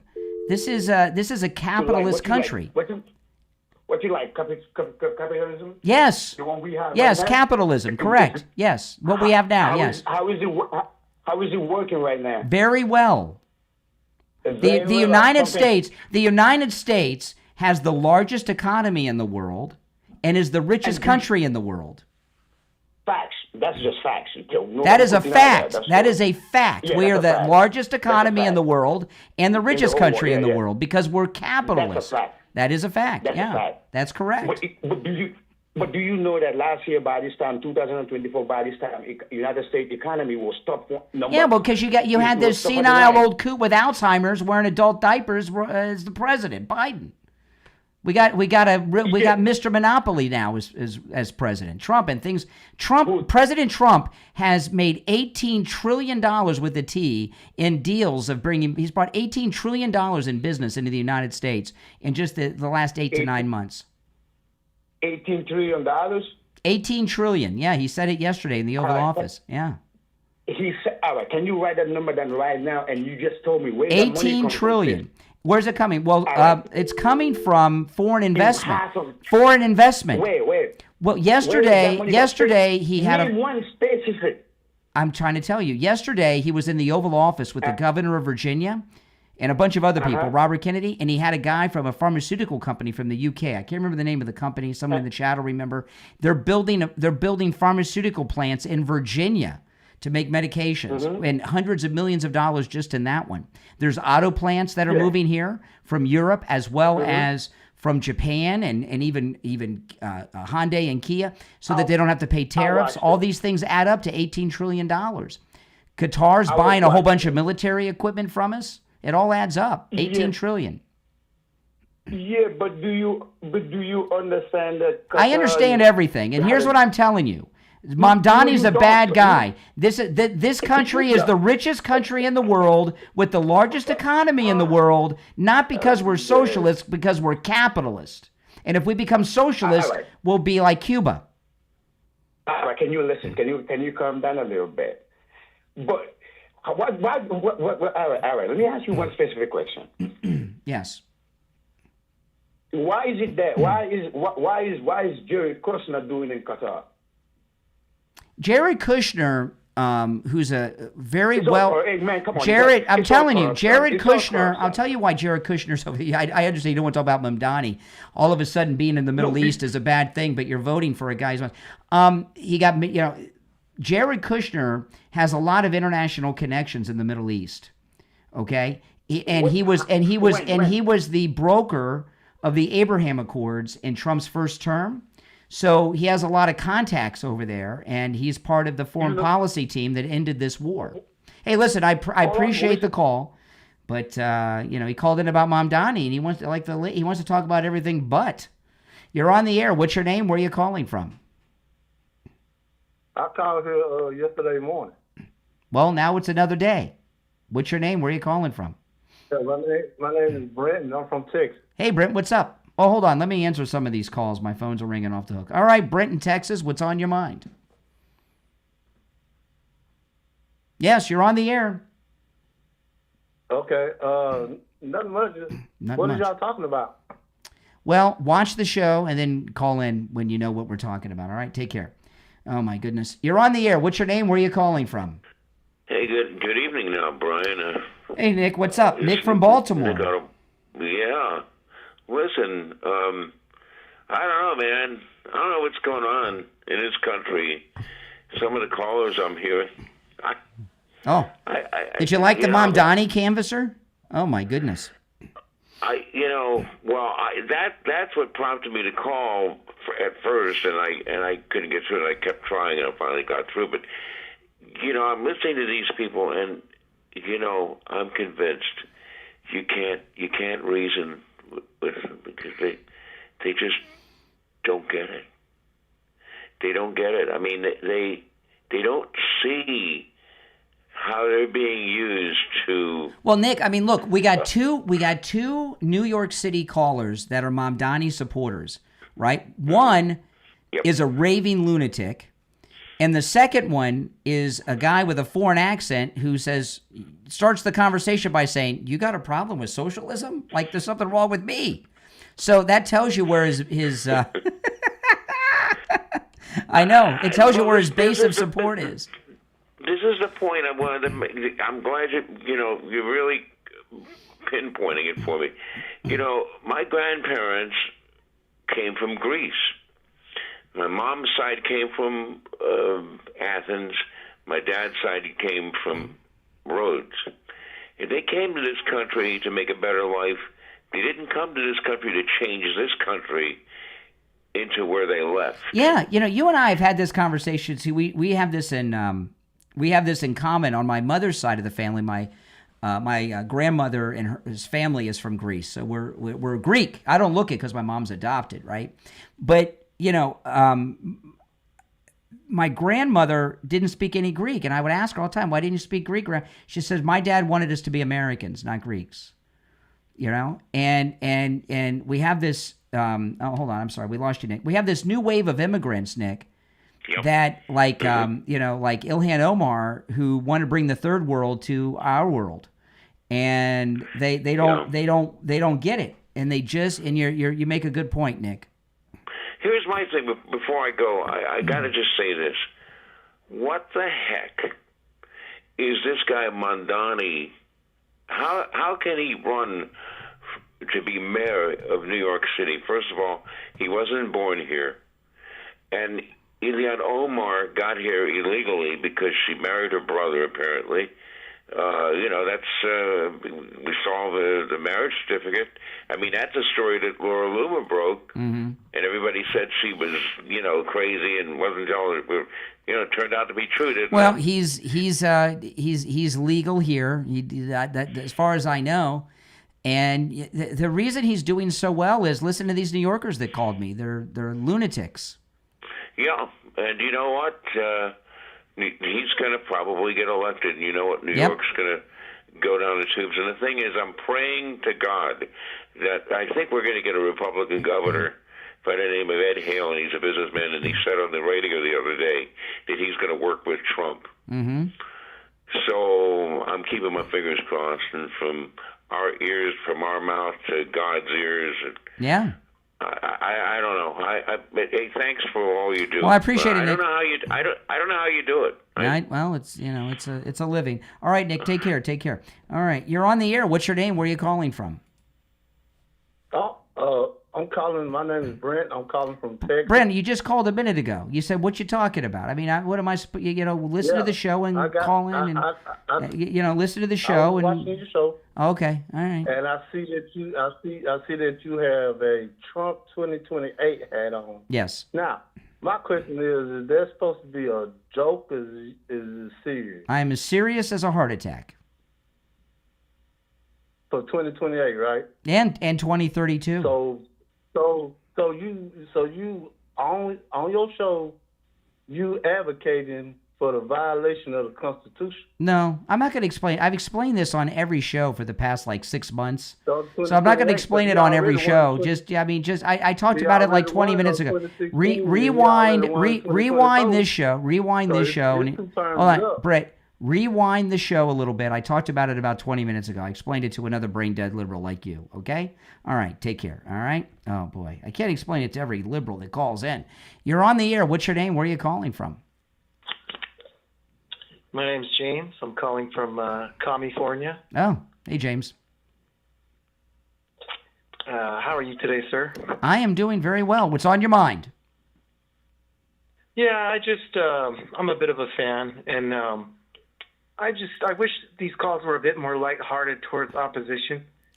I just want to see people start to come together more. You know what I mean? Liberals can't do that. Maybe that's wishful thinking. Liberals have shot and killed people in the last month just because they disagreed with them. Charlie Kirk was assassinated by a liberal just because he had an opinion the left didn't like. The liberals cannot. The tolerant left will not tolerate disagreement. You know. I appreciate the call. If you're on hold, hang in there. If you'd like to support my program, become a Patreon supporter. If you become a Patreon supporter, there's a link in the description of the episode on whatever platform you're listening on. You get access to commercial-free editions of all my podcast episodes, and you get access to a lot of exclusive content that my wife and I post to Patreon that we post nowhere else. If you become a top Patreon supporter, you get your name up on the screen here and on YouTube, and you get a live on-air thank you on every podcast episode. So the names you'll hear now are my top Patreon supporters. I want to thank SF Jr., Christine, ETW, Chuck, Pamela, Nick, who just called in, Wesley, Doris, Heather, David, Maria in Texas, Alice, Lee Zepp, Shauna, George, Brandon, John, Frank, Dale, Tina, David, Laura, Rob, Wes, Sue, Janice, Teresa, and Irene.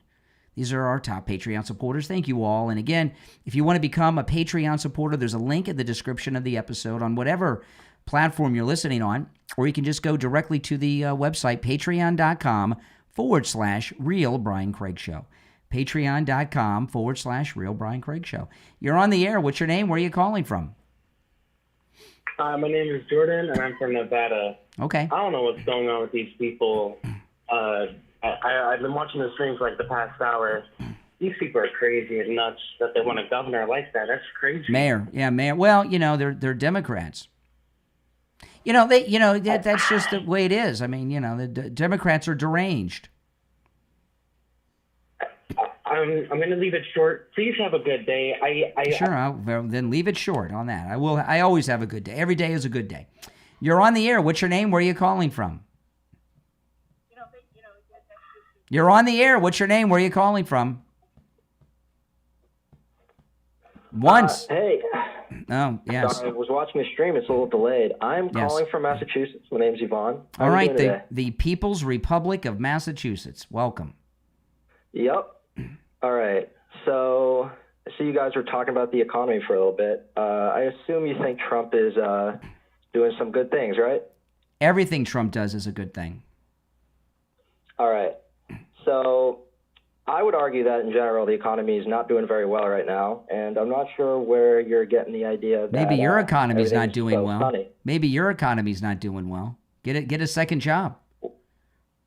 Well, I'm in college right now, so. Well, yeah, I worked when I was in college. When I was in college, I was married with a baby at home and had a full-time job on the radio, and I went to college at the same time. Congratulations. So you mean why can't you That's why great. can't you work while you're in college? You're a broke college student because you won't work while you're in college and you're complaining about the economy. Maybe it's because you don't have a damn job. I'm not personally complaining about the Yeah, economy. you from called my in standpoint. complaining I'm about fine the right now. economy's not I'm doing that complaining well. I'm complaining about It sounds the like the economy economy's doing pretty statistics well from the for you. Fed. You're retired. You're basically retired. You're sitting back working. Yeah, going to college isn't a job. You're on vacation. I wish I could go to college and not have to work. Jeez. No, I agree. College is great. So the economy's but- going well, right? The economy's going No. well. You don't have to Why work. would it- You're not working. If it was going okay. poorly, That- how do you pay for college? Okay, so you're justifying the economy is going well because I personally am not working. When I got some guy that doesn't have to work and he just hangs out all day, how many classes a week do you take? 3 or 4? 4. 4 classes a week. He's in 4 classes a week. Okay.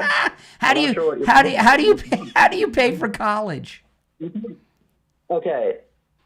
I'm lucky enough to have my parents. Oh, so the economy's doing great. Your parents can afford to send you to school, and you don't have to work.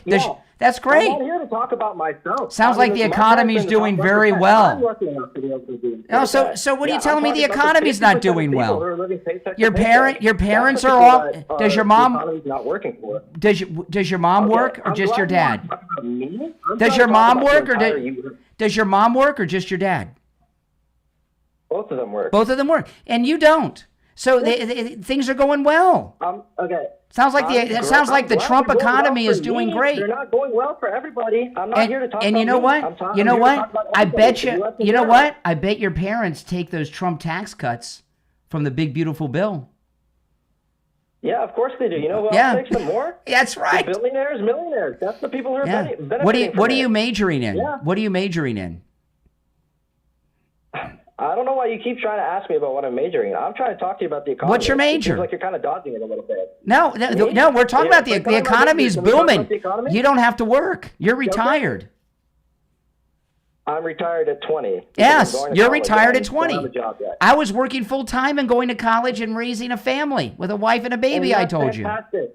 Yeah. I'm glad that The economy is going very well. With people, I'm not trying to talk about myself. I don't. I'm lucky enough to be You're able to be in a embarrassed. position You're where I don't have to embarrassed. work and then can go to college. Yeah, and that's great. Again, but I think you're How many missing the times point have you here been a to little Europe? bit. How many times have you been to Europe? Once or twice. Twice. Say twice. Yeah, Twice. Been twice. Yeah. Been to Europe. Sounds like the economy's booming. So, again, Been to Europe I'm glad that twice. you're Don't trying have to show work. that I'm well off, and I'm not trying to say I'm not well off. What part of this am I trying to deflect You know, from that? it That's sounds like the that's perfectly economy's fine. doing And I'm well. glad. There's well off. Yes, it's doing well for me and my family, right? Because we're in the you're- top 1%. oh, really? You're special? Congratulations. Your The family's economy's special? Not doing well for the other people. Why in is the your US your who are family? living Why paycheck is your to paycheck, family so? almost 50%. Yeah. Well, go to college. They should go to college well, then. great. So 50% of the population is a lot more than just me, right, and my family. So the fact that you keep trying to talk about how well off I am, that's great. I fully admit that. The economy's working great for me. So right? what are you majoring in? So What are you like that, majoring okay, in? Not for me. I What don't are you think it's fair to majoring say for in? me. What is your major? Me? I'm cell and molecular biology. Microbiology? Yeah. Wow. So you're gonna make a good living. Not that Yeah, you need to, because that's you could just inherit your parents' money.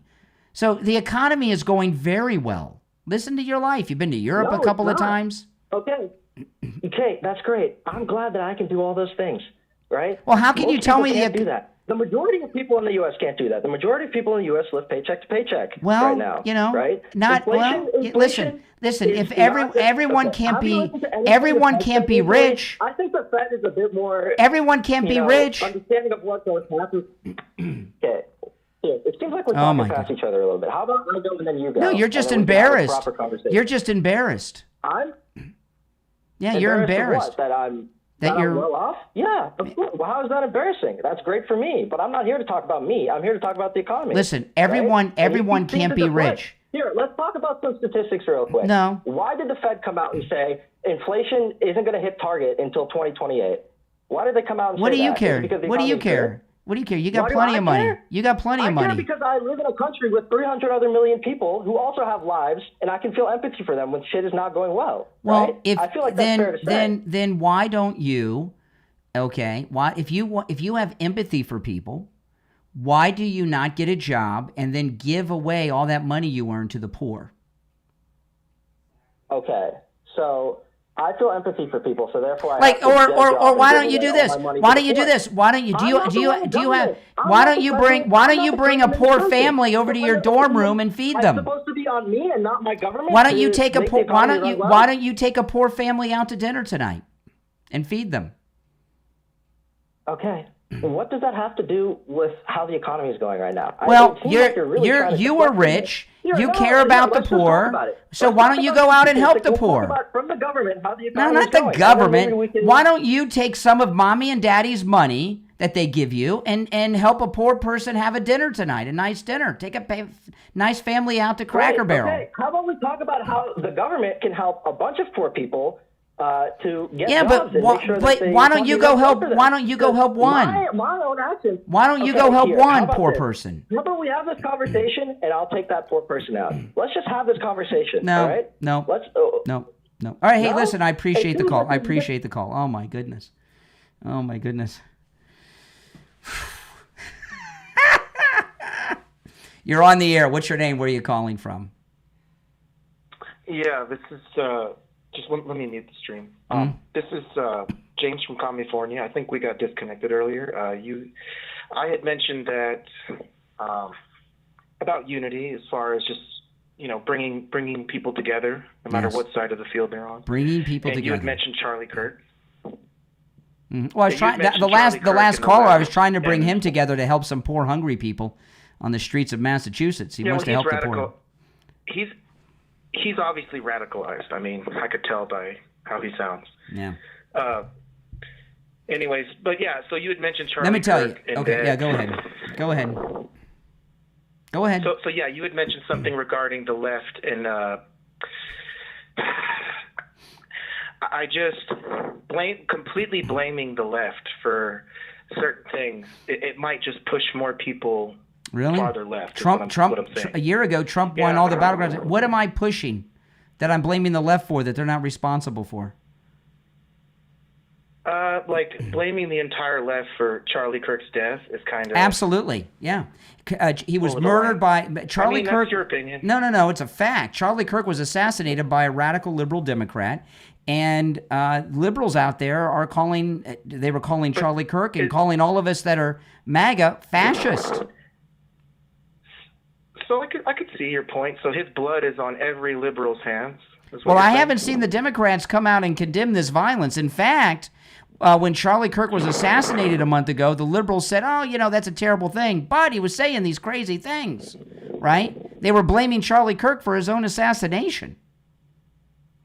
In fact, just yesterday, there was a big arrest of a Democrat from California, where you're calling from, who was threatening the life of Benny Johnson.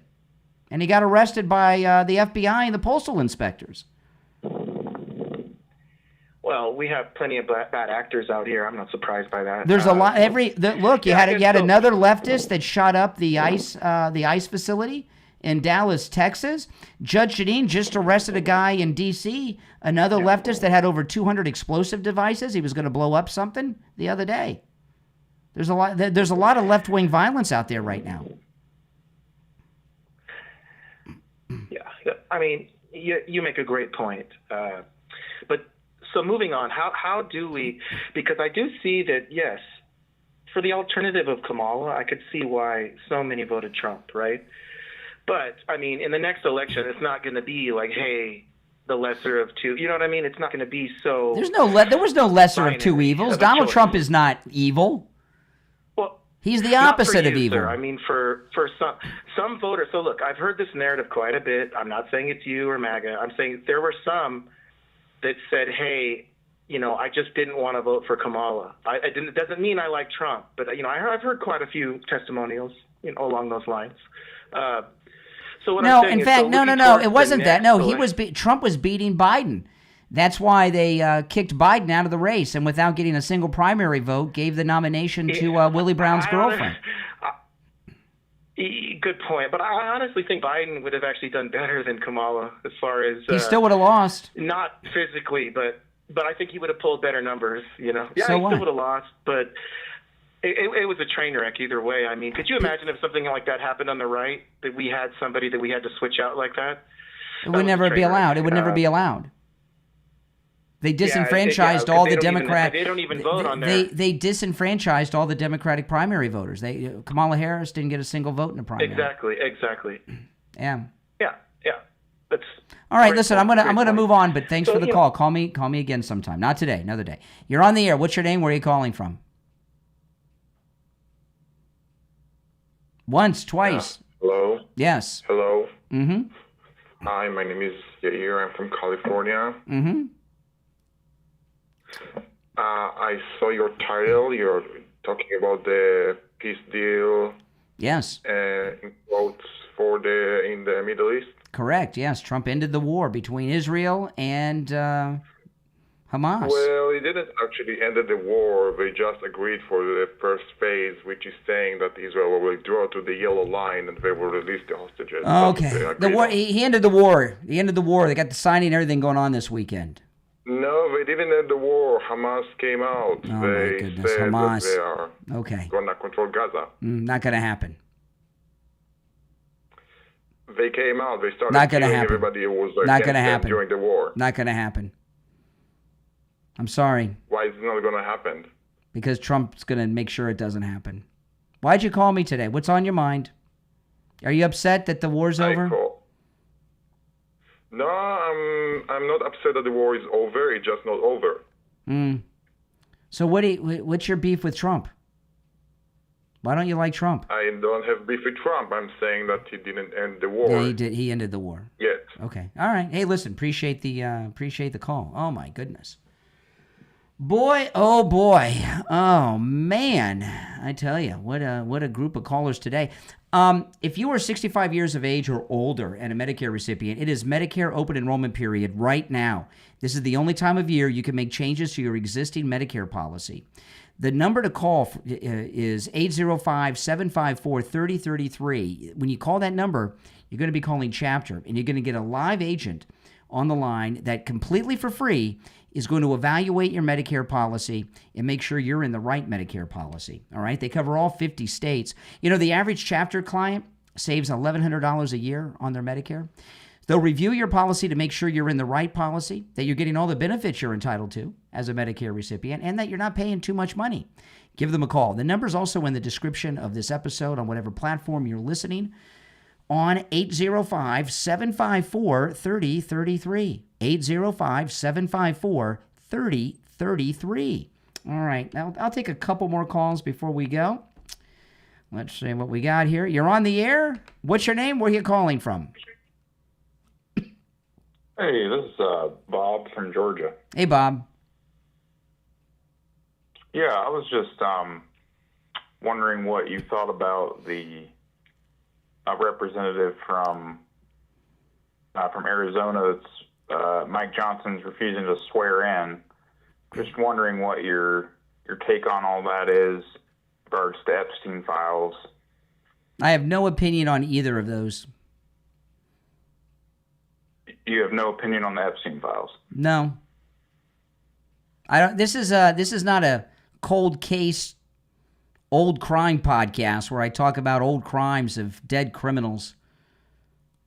I'm sure there's some podcast out there that talks about Trump all those. Ran on. No, Trump did not. No. Sorry. Call a true crime podcast. All right. You're on the air. What's your name? Where are you calling from? Hi. So you disconnected before. Yeah, I was done talking to you. I was done talking to you. You're on the air. What's your name? Where are you calling from? Oh, my name is Jay. I'm calling from West Virginia. Hey, Jay. What's up? Nothing. I'm just something I can't get past. I'll never understand.